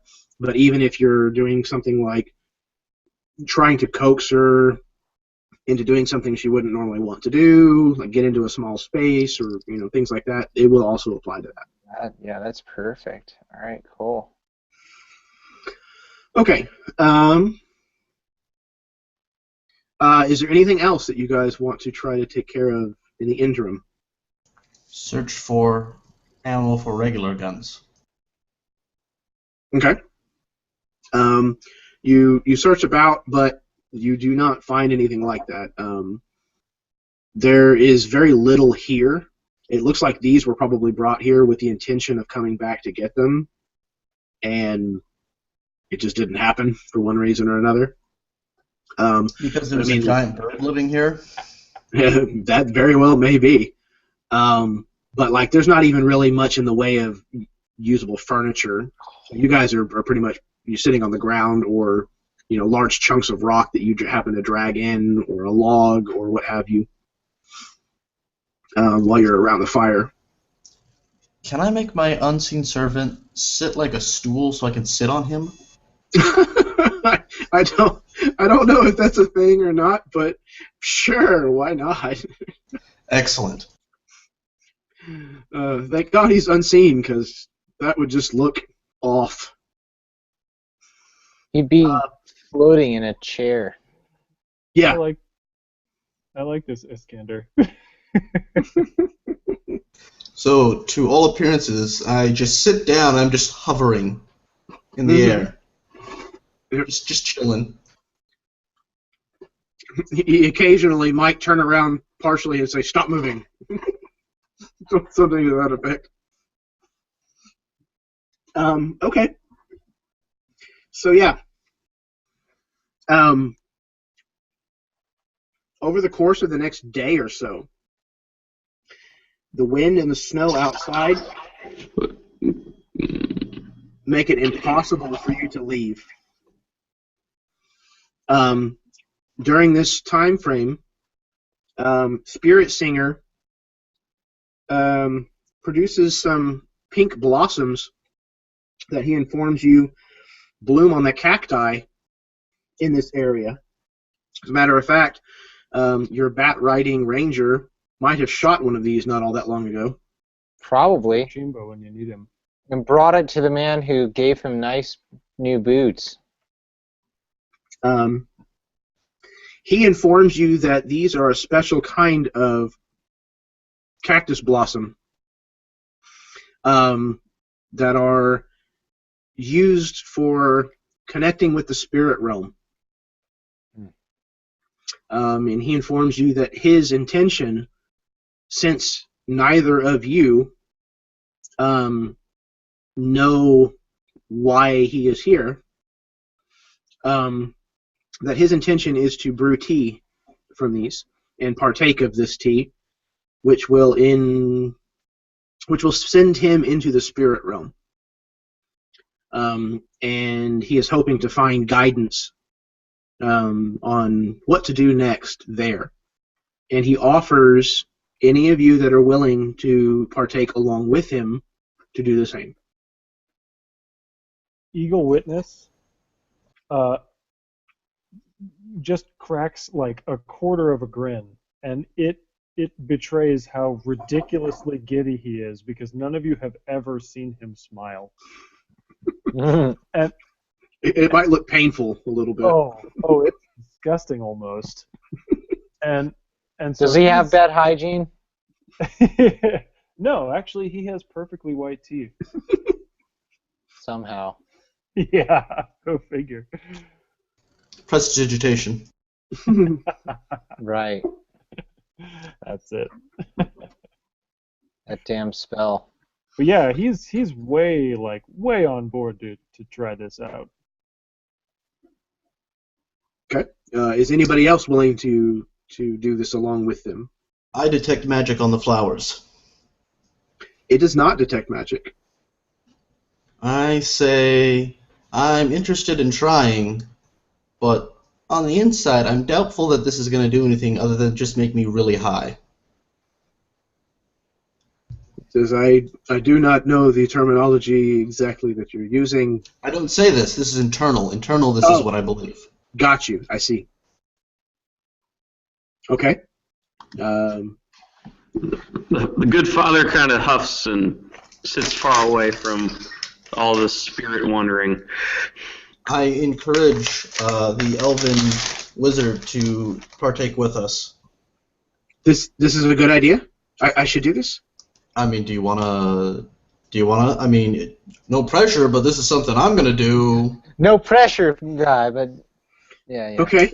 If you want to be cool, Actually, I try to pressure him. I say, come pray with me in the corner. Should I mix the whiskey with this? Oh gods, probably. Shit, I'm gonna do that now. That is a good idea. All right. And Varian, what is Varian gonna do? He has looked very skeptical of this, but he says, "I will learn about your strange cultural traditions. If this is a tradition," and he kind of waits for the guy to give him an affirmation. He goes, "I will do this." This is a custom of my Okay. people. Yes. Some would even argue a necessary custom. Yeah, Thornton kind of turns his nose up to this and shakes his head and goes over and sits beside the priest. He does not, however, join you in prayer. I say, Thornton, buddy, fellow practitioner of magic, we know that the Dothraki have strange magic. How are we supposed to understand it if we don't study it? Says their magic is, and he kind of looks at Eagle Witness and kind of leans a little closer to you, away from Eagle Witness. Beneath us. Can I make a perception check? You have no problems hearing what he said. Okay. I say, the fundamentals are beneath us, but In order to build new things, we must make new fundamentals. Do as you wish, Skull. Do as Yeah. you wish. All right, you're missing out, though. This is a good learning experience, and any real wizard worth his salt would not pass it up, even if it ended up being not a worthwhile endeavor. He would try. And we are going to cut the scene immediately to the point after you guys have drinking this tea to where you were throwing up your toenails in the various corners of this place. Can I make like a fortitude save or something to avoid that? Yeah, you could try a Constitution save. Okay. Can I make a persuasion check to convince him to do it so that he's throwing up with us? Spend your inspiration. I will. I'll spend all of them. I got a 19 on my Constitution. Very well. However, from my understanding at least, what this is based on, it's pretty much unavoidable. Oh, is it ayahuasca? It's peyote. Oh, peyote. Okay. Yeah. So we can hear the horses of the gods thundering outside the TV. Not yet. As of right now, you guys are going through, from what my understanding at least, is the very, very, very I'm sorry I did this point. And afterwards is whenever you're like, oh, now I get it. Oh, man.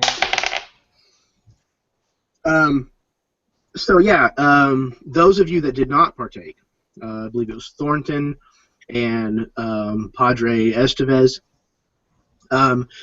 you guys are worried, probably, because they are sick as dogs. I mean, like, they're that kind of, like, retching throwing up. And they break out into, like, sweats. The poor elf kid is probably like convulsing to some degree in the corner. At this point, I'm gonna light one of my 6 of incense because it smells like vomit in this small space. The two of you probably move them into that other area of space where around, not around the place where your cooking fire is and whatnot. Okay. This is what I do, Jeremy. I go, prestidigitation. Prestidigitation. Prestidigitation. That works for the first couple of times, but then you have a really hard time even forming the words. Yeah. So yeah, this goes on for a number of hours to the point where you're concerned, but you're tending to them, getting water in them, things like that. And then a number of hours later, they grow quiet. Not worrisome quiet, just, they stop making noise, it stops being quite as violent, and then they start acting really strange. They start wandering around, talking in tongues, and being very lethargic, and laughing at a lot. Yeah, I don't know if you guys have ever seen Young Guns 2. We were talking about that earlier. The scene where they all take peyote. Do you see the size of that chicken? Cock-a-doodle-doo. So that's what's happening on the outside. Oh, boy. On the inside, those of you that took this were feeling dog sick, just awful. And then everything kind of went black. And then whenever you regained consciousness, you kind of found yourself lying in this place where you have been. And you start looking around, and you stand up, and when you look back around behind you, your body is laying prone on the ground, and you are looking down at it. Whenever you start to inspect, your hands or your feet or whatever, you look like yourself, only in spirit form. Wow. That actually comes out of Eagle Witness's mouth. Can we see each other? Yes. Okay, I go and stand or float, as it may be, next to the elf. I'm going to stick with him, make sure he's cool. Yeah, he hasn't said much. His eyes are like entirely dilated, and he's just like looking around, completely beside himself, literally. I say, sorry about the rough patch earlier, but this is what we came here to do, this part. Okay. This is normal? Yeah, this is, I have no idea. They did not talk about that in these books. Well, now you've got a book to write, don't you? I do.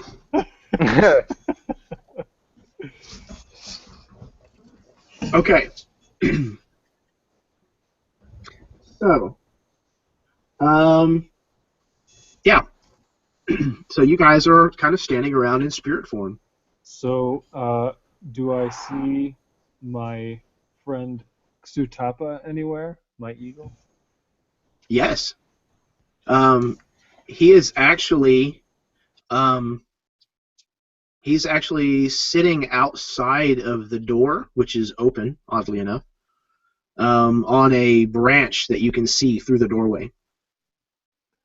Huh. Okay, He yeah. kind of does that thing that eagles do, where they kind of, jerk their head in fast motions Uh-huh. back to where his eye looks at you, and his eyelid like kind of flickers. Yeah. And then he opens his mouth and lets out a single cry. Ah! Important question. Do I see this? Yes, you do. Oh, I'd be like, Eagle Witness, is that the eagle you're always witnessing? Xutapa, witness it. That is the most beautiful eagle I've ever... All this time, I thought you were just making it up. That is a legit eagle! It is the eagle. Come, we must learn from it. Yeah, I'm gonna walk out. definitely. I'm gonna walk out there. And he takes flight. Takes flight. No, come back! Eagle! Does the eagle witness take flight, or does the eagle? The eagle, well, I guess both technically, but the eagle takes flight. Then I am flying after that thing. I am gone. You guys start after the eagle, and you find yourselves moving with an insane amount of speed. You are just booking along as if you were flying very close to the ground. And you pass over what you could only assume to be miles and miles and miles of fields, forests, mountains, and all of a sudden you are brought before a tree where the eagle has landed. That's terrible. And this is a large tree with it looks like an oak, and its branches are widespread. There's not any foliage growing on this tree. It's very almost skeletal looking, and you see probably no fewer than 4 or 5 dozen corpses hanging in this tree by nooses from the various branches. Whoa. And all of these individuals are also in spirit form. Several of them are in spirit form but look mortally wounded. Some of them are missing their lower jaws, have bullet holes where you can see straight through, missing limbs. Some of their eyes are bulged out of their heads. Pretty gruesome stuff. They all speak in unison at the same time, and they say, "Why have you come?" Virion says, this is ancient practice of many peoples. Why are you here? We are the tree. So, I just, from my Do you mental picture, practice this most often? Trees. No. Did you also take the drinks and the No. smokes? No. Then how are you here? We are here always. is this familiar to Eagle Witness from any sort of like myth of the Kyohei tribe? Everybody can roll a history or anything else that they can attempt to convince me. He has a history trained. Oh, Arcana, because it's still magic. Ben's got a 15 yeah. on his history. If you're gonna do Arcana, I would do it at a disadvantage, just because again this is much more in line with Durathian. What if I just roll the same number twice? It's fine. That works. Would performance work if it's maybe like a dance from the tribal history, or if there's a dance that's related to it? Probably not with this. Okay, that's fine. I'll go ahead and try a history then. It won't be very good. Now you know what? Not a performance in dance, but I'll give you that there might be a song. Okay. That pertains to this. Okay. Yeah, then I'll go ahead and make that check. So I got a 14. Do this for me. You have your performance, which usually factors in charisma. Subtract your charisma modifier from that and substitute either your intelligence or your wisdom, whichever would make more sense. I'll use my wisdom.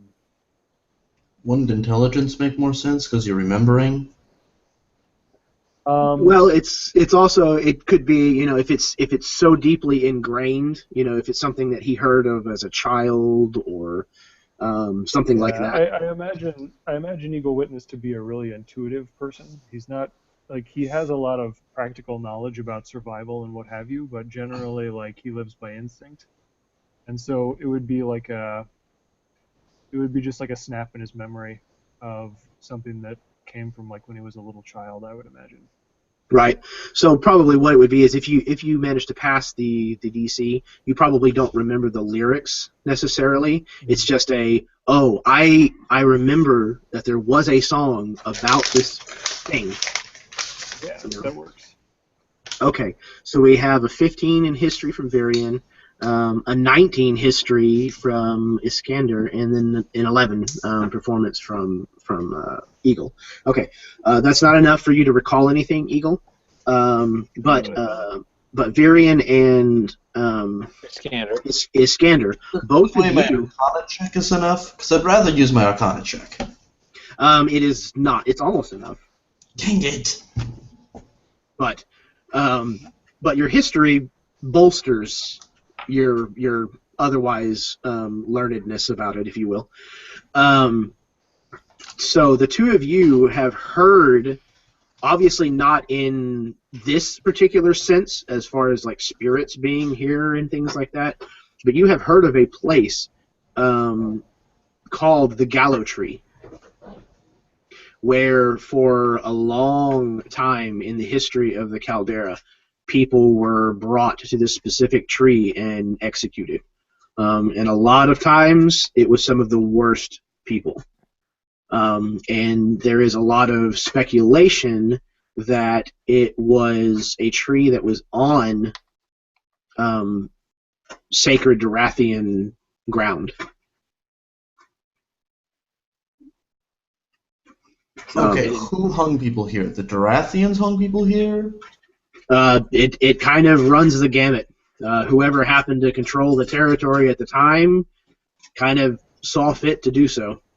It's been going on for a very long time. Okay, so it wasn't like the Durathians had this holy tree, and then we were like, we're going to hang people there, and then we destroyed the tree with our killing bad guys there. No. Okay, good. It's definitely got kind of a dark history kind of presence to it, and the area is kind of widely accepted to be haunted, and a lot of people will not go there. Horses don't like to go near it, that kind of stuff.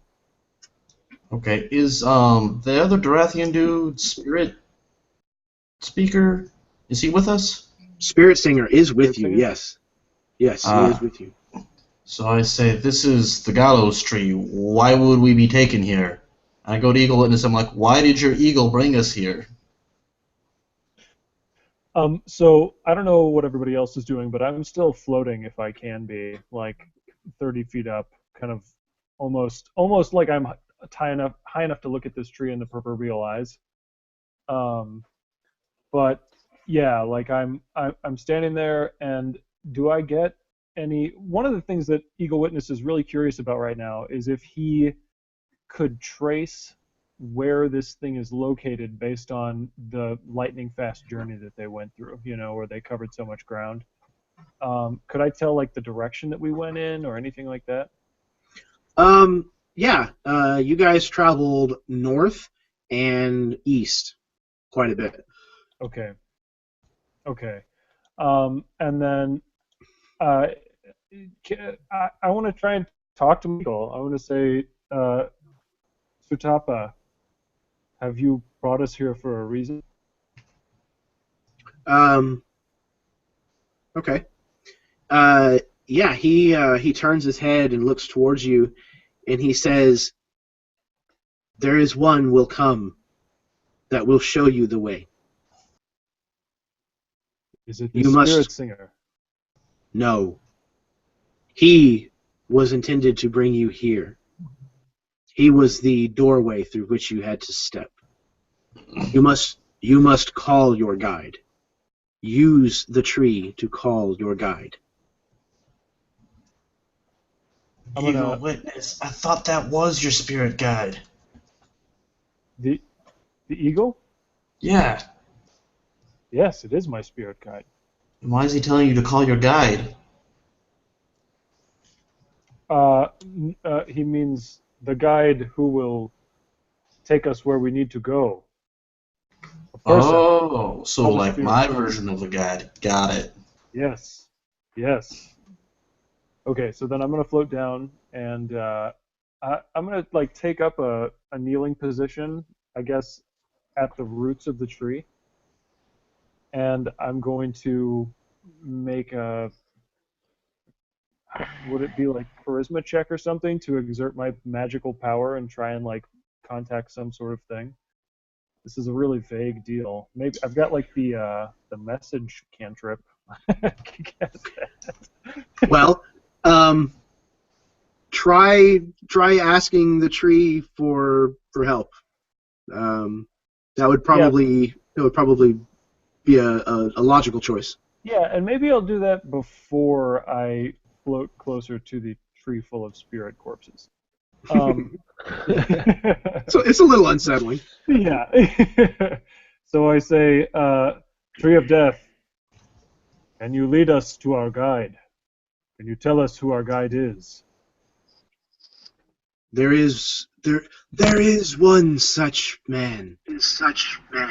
We cannot lead you, but we can call him to you. Call him here? Yes. Were they speaking loudly enough that everyone else would have heard that?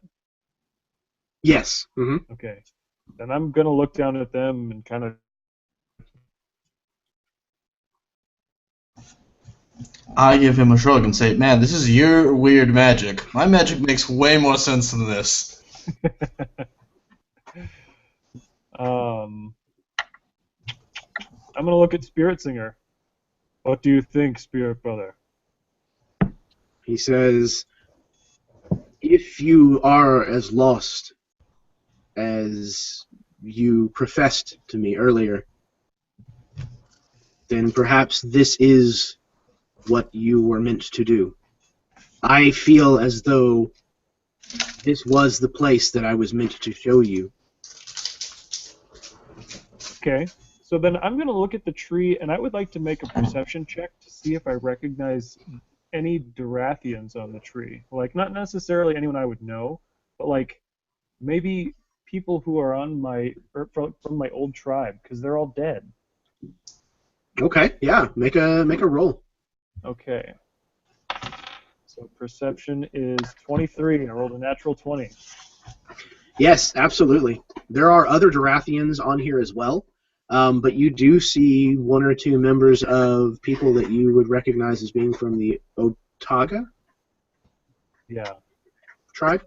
Yeah. Otaga. Yeah, okay. Then I would see these people, and I would immediately, like a part of me would just surrender to what's happening, and I would say, "Call our guide. Do it, great tree of death." What do you offer? Hmm. I'm going to look through my coup that I've collected.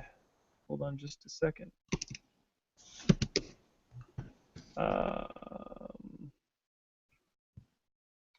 I'm going to. I have these long, thin spindles of crystal that I wear as earrings. They're probably 4 inches long and just like big gauges in my ears. And I also have a stone that's made of this really iridescent, multicolored natural pattern. And that's threaded onto a leather necklace that I have. And I'm going to take off the necklace and remove the spindles from my ears.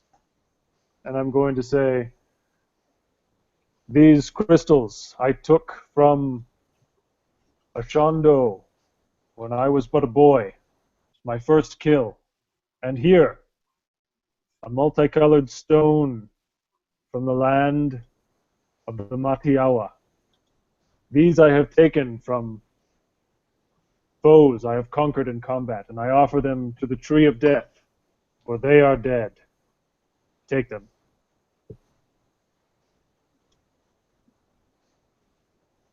Excellent. The spirits look to the rest of you and say, "Is there another?"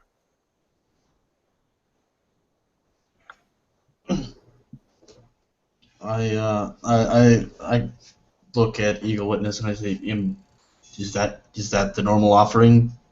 Dead stuff that relates to death? Is that? I gave it my treasures. So I should give it something that I personally value greatly? I have many treasures, but I gave it some of mine, and my first. Okay, well, I don't have my first treasures anymore. I sold that a long time ago. White man, even here, I can laugh.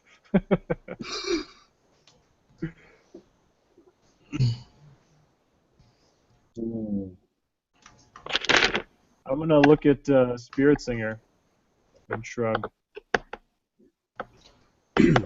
He nods, and then he steps forward and actually takes what looks like a beaded pouch. It's very long, probably 2-3 feet long, but narrow, 5 or 6 inches narrow, and got a pattern beaded on the front of it. He takes that off of his belt and lays it down on the ground next to where you put the crystals in the stone.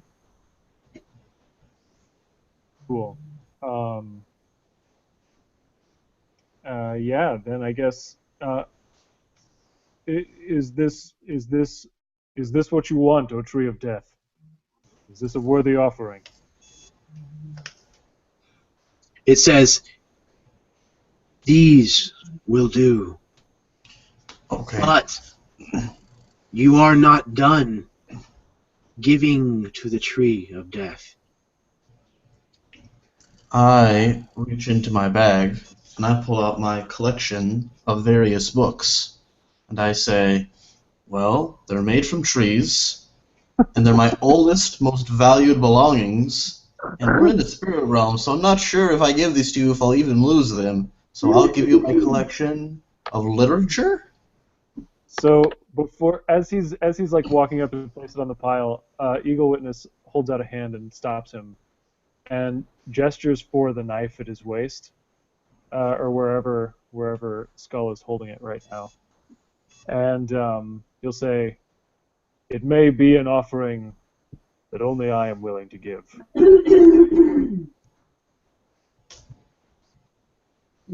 Is he gonna give me the knife? Oh, you want the knife? I mean, it's not really dear to anybody. It's something we literally just got. May I borrow it? Sure, I give him the knife. So I'm going to take it, and I'm going to turn toward the tree with my free hand, palm turned up, and I'm going to put the blade against the palm, and I'm going to look for some sort of reaction from the tree. Like, does it seem like it's getting excited or whatever? They have shown absolutely no emotion this entire time. Not even any inflection to their voice. All right. Okay. Well, I'm gonna close my eyes, and I'm gonna cut a line across my palm, and I'm gonna squeeze it on the earth near the tree. Okay. They said, you have done what you needed to do. But know this, as long as you live your life, you will be in the shadow of death. And then all of the voices start to make an unearthly chorus of noise. And you guys are all yanked away from the tree, almost in an instant. And you find yourselves lying on the ground, back inside of the mission building. And whenever you kind of come to and look around, you find yourselves in your corporal bodies once again. And we're still high as fuck. just about the time that you kind of realize that you're back in your body, there is a loud, audible knock on the door to the mission. I checked my bag of holding. Are my books in it? It is 11:30. This is the 4-hour mark. So, I put it to you guys as to whether you would like to continue or whether you would like to stop here. This is a sinister cliffhanger, but it is also. I know. It's a good cliffhanger. Yeah. Oh man. I'd be fine waiting until next time to find out who's on the other side of this door. I'll do whatever. I mean, I'd rather play, but I don't want to make guys play. Somewhat disappointed that he didn't get to make an offering. Oh. I waited. I know. He was very tentative to do it. I was going to say, you weren't exactly jumping at the chance. No, he wasn't.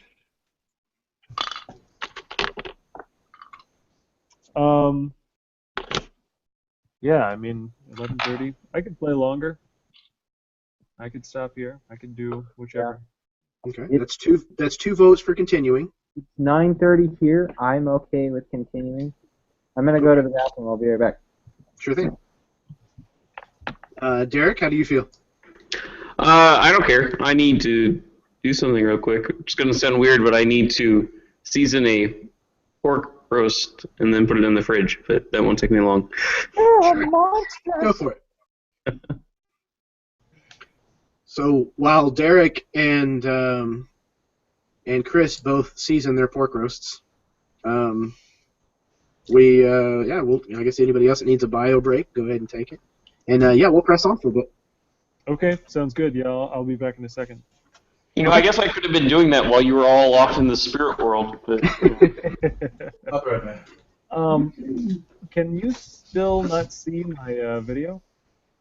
I can now. You can? Okay. Mm-hmm. Good. Awesome. Yeah, for a while it was frozen up on just a still image of you, and then it went to just your avatar for a little while, but it seems to be working now. Weird. Well, Yeah, yeah, because whenever it switches over to me, like I'm the primary, it just shows a gray screen, so it's weird. But anyway, Hmm. I'll be back in a bit. Okay.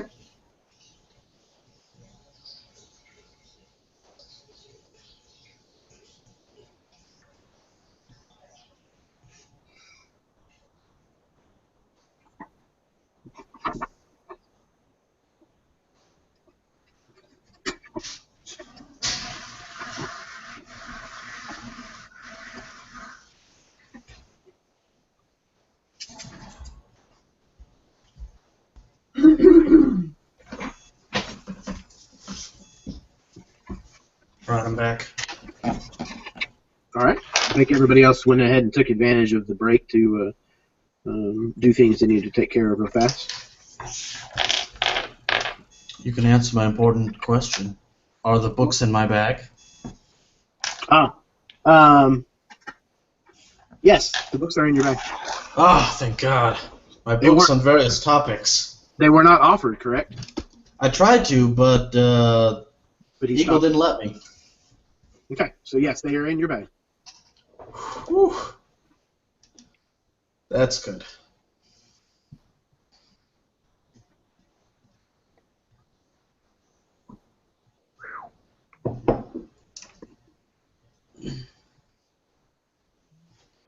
Can I ask you a couple of questions? Absolutely. Fire away.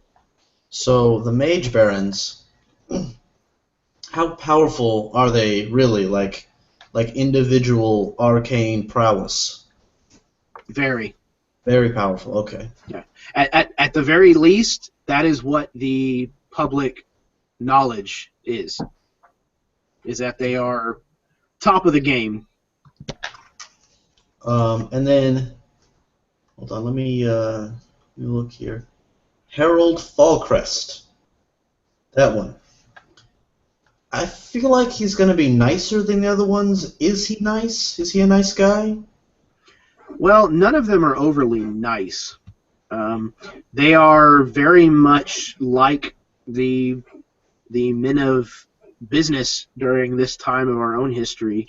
You know, the Henry Fords and the go-getters. You know, so most of them are very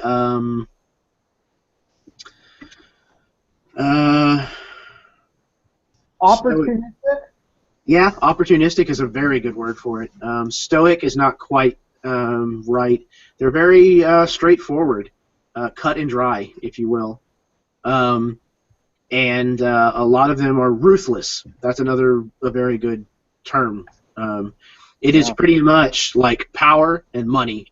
It's what makes their worlds run. And for the most part, there's a very good reason why the six of them are on top. All right. I'm remembering that my character's backstory is primarily focused around he wants to one day be a mage baron. Mm-hmm. That's why he's going out and collecting money, so he can acquire personal wealth and then invest it and become a mage baron. Yeah, that's a very very understandable goal. You would definitely not be alone in that being your goal, especially amongst the arcane casters of the world. You would know that it is a very long ladder to get to the top, and that there's several layers, I guess you would say, in between where your current station is and where you would guess that they are. But there is hope because up until recently, were only 5 mage barons. Which is why I like Harold Fallcrest so much, is because he's the new one. He is the newest, and they literally created a 6th seat for him. He was definitely kind of a prodigy, if you will. Most of the rest of the mage barons are at least probably 5 to 10 years older than him. And he kind of rose very quickly to prominence.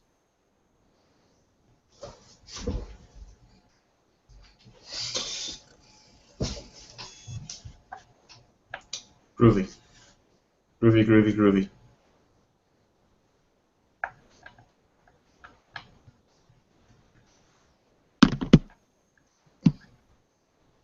Is there a social hierarchy that I would be aware of? Would I know? Would I be able to like find out where I actually am in a social hierarchy? Yeah, you would know that that coming out to the Caldera would definitely not have done much to improve your station currently. But that's covered by that. I didn't go out. I hired this mercenary named Skull to go out. Touche. Yes, that is correct.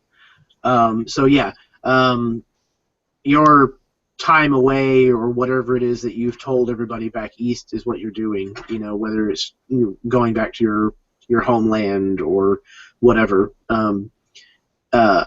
would definitely be better than you coming out to the Caldera in their eyes. But yeah, there is definitely a social hierarchy. And I mean, there is some political caste facets to it, but for the most part, those follow a lot of the terminology and the positioning of royalty.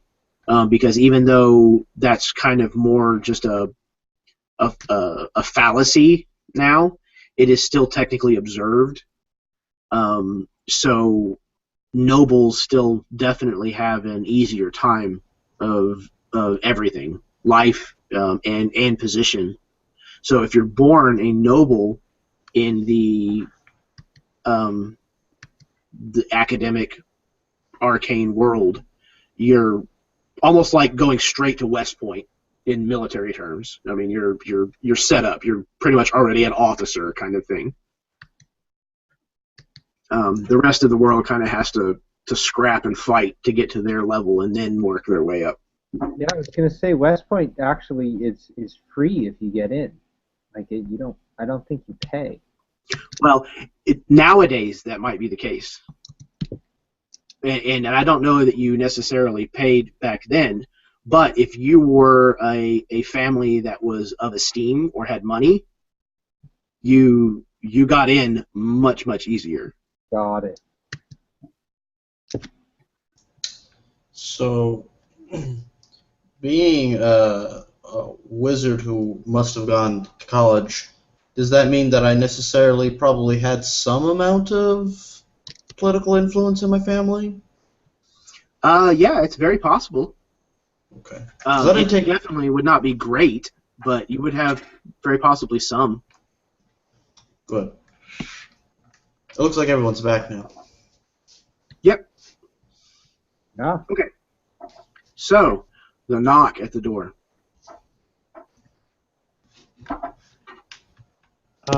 So I think I would just be lying on the ground, and I would be like coming back into my body and processing what just happened to me, even with the urgency of like that knock on the door. Oh, and by the way, Padre Estevez, you're probably the only one who's really aware of this, but it is the next night. Okay.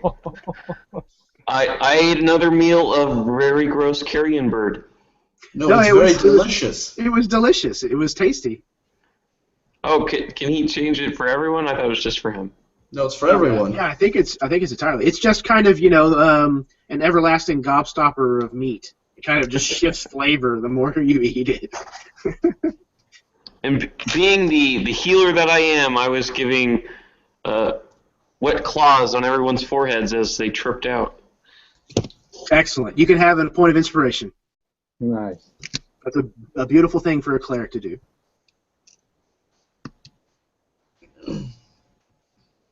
So yes, Eagle Witness has stated he is remaining on the floor. I wake up and I sit up, and I'm too dizzy to like stand, so I just kind of lean against the wall and I stare at the door, and I will it to open, but it doesn't because I'm not telekinetic. Thornton, you look and see that Thornton has actually picked up your shotgun and has it leveled at the door. I say, Thornton, don't worry. That's some kind of guide. He's going to take us somewhere. Man, this Dothraki magic, it definitely makes you sick for a while, but it's pretty crazy. It's fine, don't worry, just let him in. By the way, HBO, please do not sue us. It is He's not profiting on this, only little. not in the least. It is just a slight misunderstanding. We could call it Dothraki, which is almost like Dothraki. Almost. Okay, so that is two people not answering the door. Well, I told Thornton to do it. I'll answer the door. Okay, so Padre is going to go answer the door. Okay, so do you just go to the door and throw it open, or who was there? open, or? Virion will ready his shotgun just in case. Okay, so we have a few guns trained at the door. Excellent. All right. So Padre goes. I call out. Who is there? Answering in Castilian. You hear a voice say, "My name is Inigo Chavalos Martin." I love it. I was summoned to this place. Just let him. Hey, just let him in. Okay. Well, hold on. I cast. Hold on. I am sorry, brother, but in these tough times, you must prove you are who you say. And I cast Zone of Truth. Okay. Do you do anything after Zone of Truth? Please again say why you are here. I was summoned here by the tree. Yep, that's our guy. Let him in. Wait, what tree? God, it'd take too long to explain. Just open the door. The Gallo tree in the spirit realm.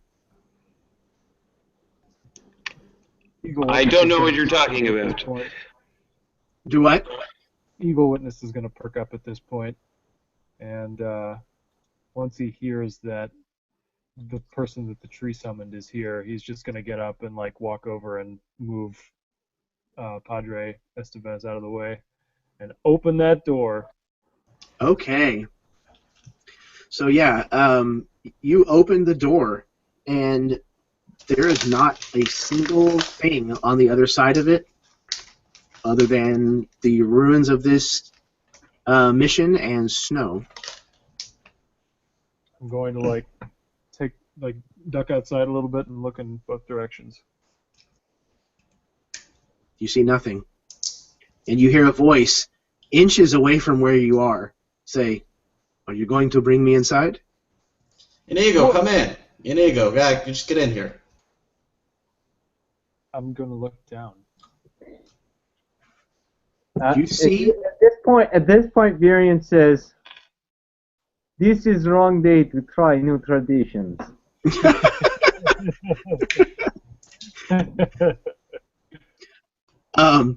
So Eagle, after Iskander or Skull issues the invitation to come inside, you feel a shudder move through your spine. A bit uneasy. Huh. Okay. Maybe I'll turn around and look back at the group. Is anything weird going on there? All of you feel a presence enter this room. Almost like, I'm sure you all have kind of had the feeling before, where you just kind of feel like somebody's around you, even though you can't see them. Does that make sense? Yep. Yeah, that's very much what's going on here, and it's decently strong. I say, Inigo, are you dead? Ah, There is a low laugh. It's kind of a you can say that, yes, in a manner of speaking. Inigo, were you executed? Yes, a long time ago.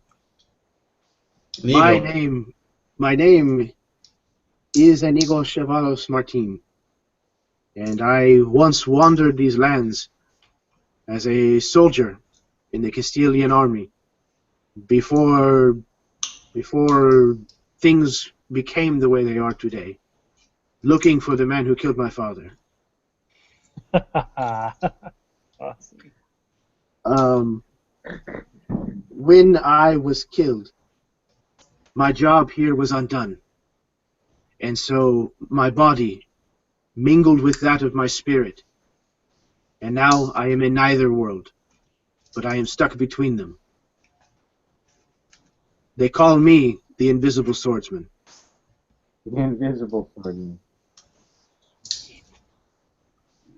okay, at this point, I get up, and I try and shake off the, I just did a lot of drugs feeling.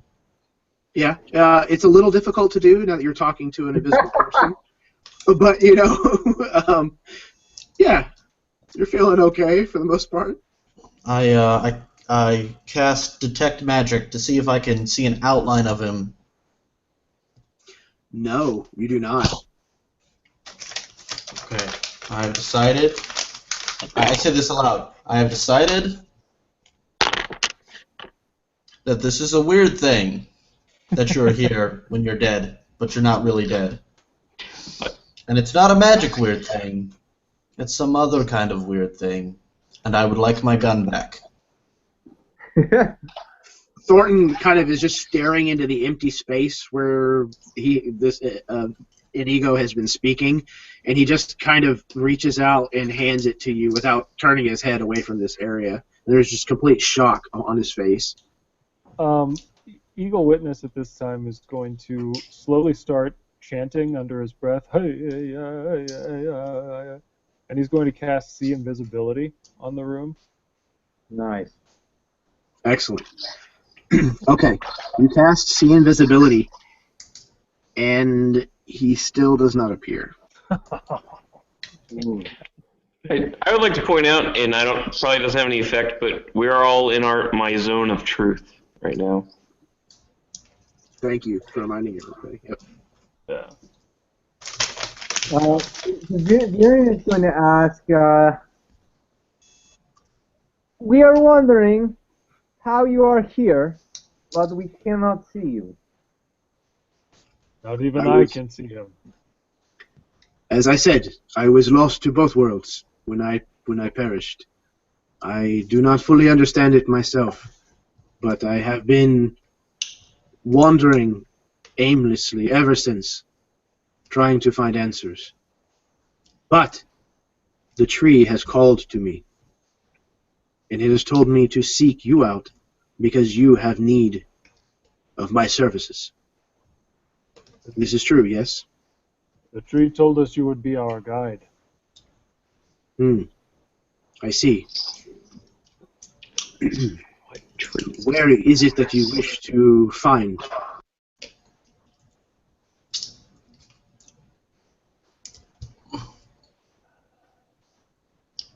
I look at Eagle Witness and I say, "Hey, buddy, do you think the dead tree cares about the bounty we're hunting? I mean, do you think that guy's bad enough that the dead tree cares?" Viren's going to take a chance on this, and he says, we are looking for goblin who eats many elves. Yes. It is possible. Yes, It is possible, but unlikely. I think I know of the place that you are speaking. There has been a shroud that has been placed over a part of the land near here. This is what you are speaking of? Yeah, that's what I'm talking about. Very well. You should not travel yet, I think. The weather is still not quite good for men of flesh such as yourselves. But I think the weather will be clear tomorrow. So perhaps you should sweat out the remainder of your clarity. Rest. So, what? Wait. Will you come with us? Yes, I must. And For then, the tree has called me. and then Eagle Witness asks a deeper question. The tree asked you to lead us to this goblin? Not to the goblin, no. To the place where the shroud was pulled over the land. This is not the way of things. This must be undone. Very well. I will follow you.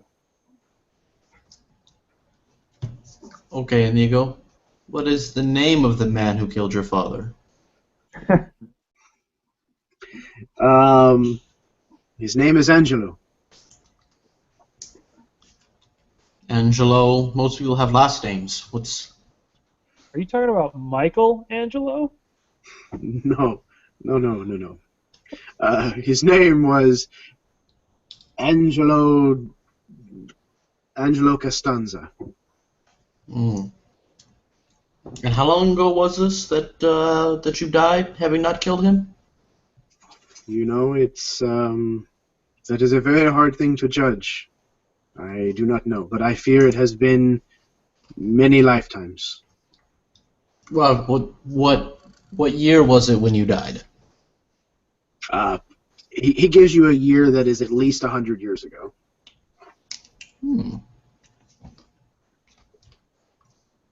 Probably 6 generations or so.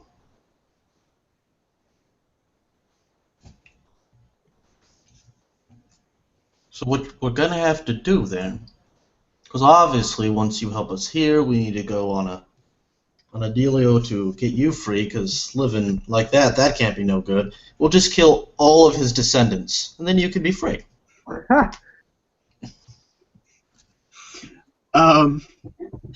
You would do this for me?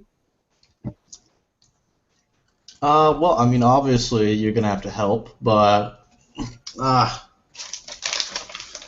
I don't want anybody to say that I owe anybody a favor. Well, let us see if you come back from this shroud. No? How did you spell that last name? Costanza. C-O-S-D-A-N-Y-A. Great. I write that down in a book.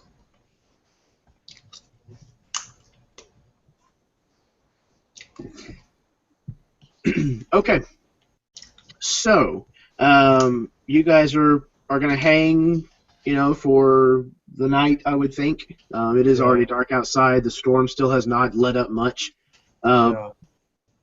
And some of you, even though you have regained most of your cognizance, are still feeling a little wonky about the knees.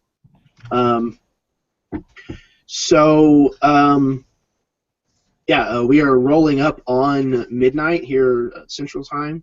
So the next portion of this is likely to go on for some time yet. I would guess probably at least another hour. So I don't know that any of you are willing to keep going.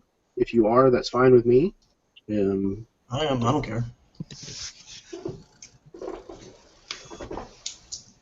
Yeah, I'm fine to keep going. It's whatever. Okay. Yep.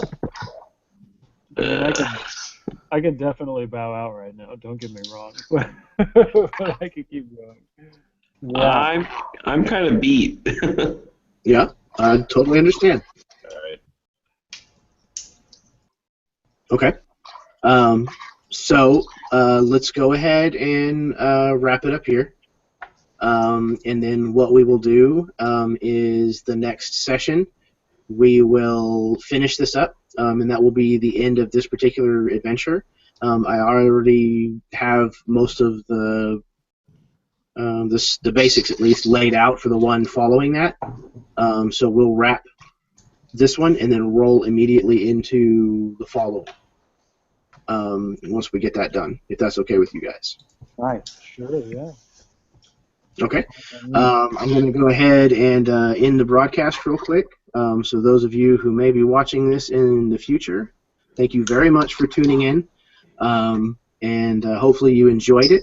And yeah, we'll catch you next time. And until then, may your dice always roll high and your snacks always be within reach.